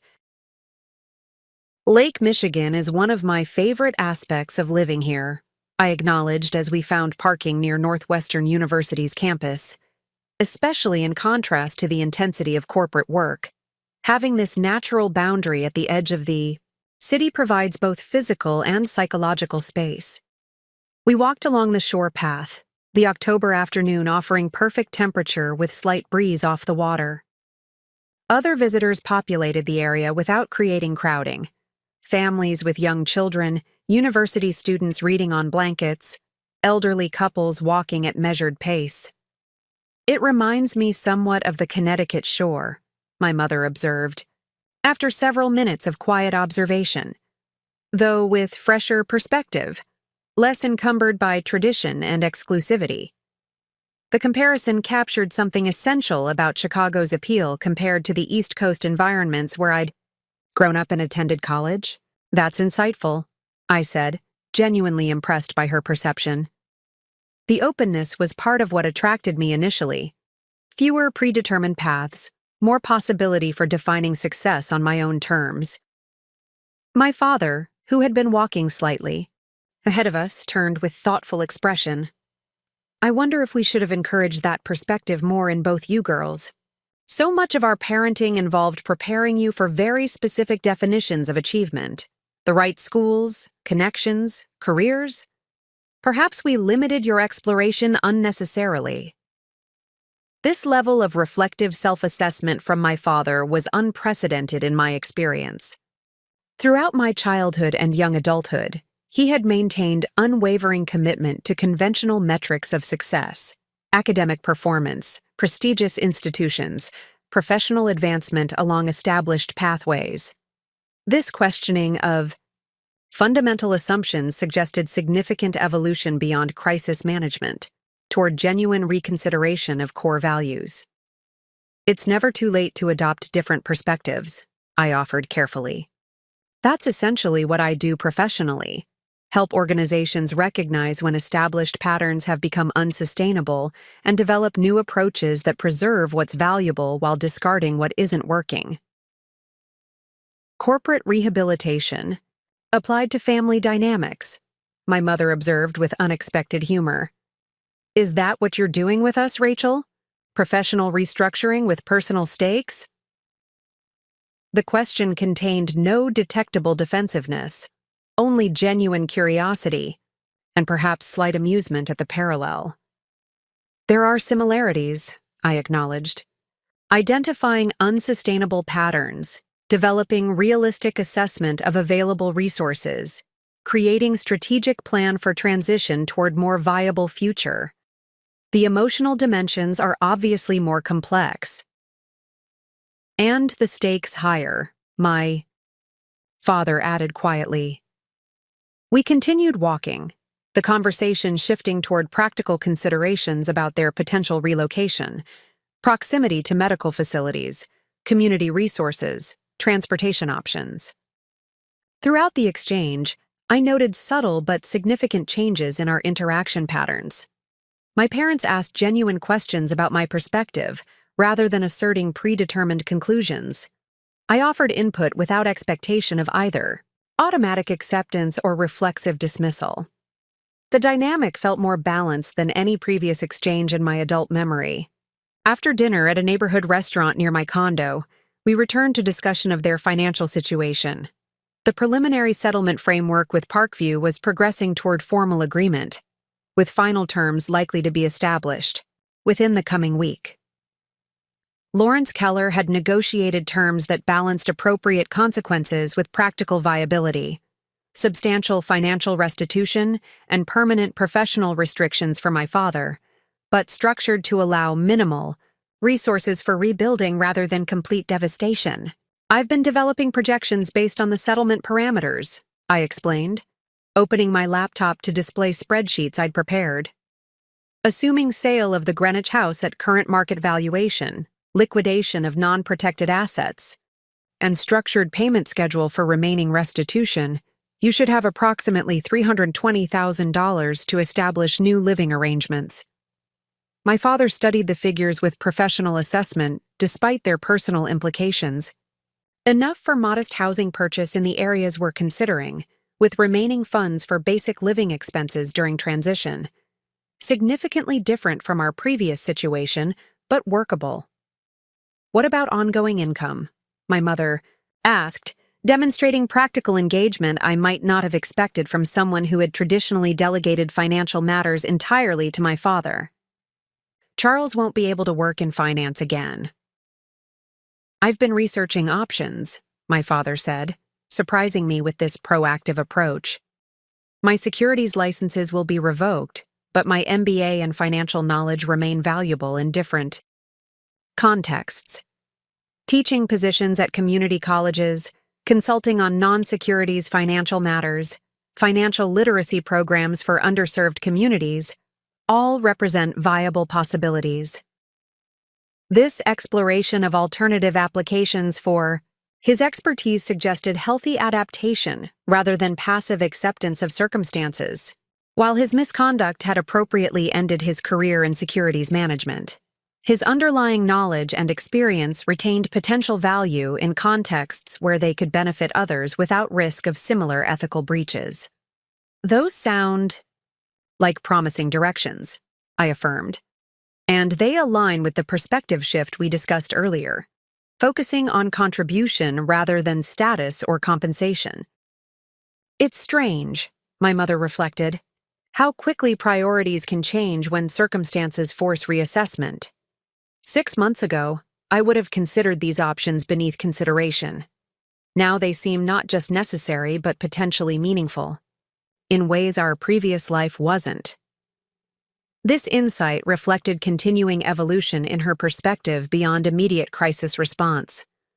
Throughout my life, my mother had maintained rigid adherence to external metrics of success: prestigious addresses, social connections, visible prosperity. Her willingness to reconsider these priorities as potentially empty or even detrimental represented significant shift toward more authentic values assessment. "What about you, Mom?" I asked carefully. "Have you thought about what your own activities might look like in this new chapter?" The question addressed dimension of their transition that had received less explicit attention. My mother's identity beyond supporting my father's career and maintaining appropriate social presence. Throughout their marriage, her professional capabilities had remained largely unexpressed beyond volunteer committee work carefully selected for status rather than impact. "I've been considering that," she said, surprising me with evidence of independent reflection. "My art history degree has gathered dust for decades while I focused on being Charles Morgan's wife and Vanessa and Rachel's mother. But I've always loved teaching, even if I limited it to volunteer docent work at the museum." "Evanston has excellent museums and cultural institutions," I noted, encouraging this direction. "Northwestern's art department, the Block Museum, multiple community arts organizations." "I've already researched volunteer opportunities," she confirmed, "and potentially part-time paid positions that would both provide some income and create structured engagement with community. It wouldn't replace what we had financially, but it might offer different kind of satisfaction." This proactive exploration of possibilities aligned with the reconstruction approach I'd been subtly encouraging, acknowledging irreversible changes while identifying opportunities within new constraints. Rather than clinging to impossible restoration of previous circumstances, both my parents seemed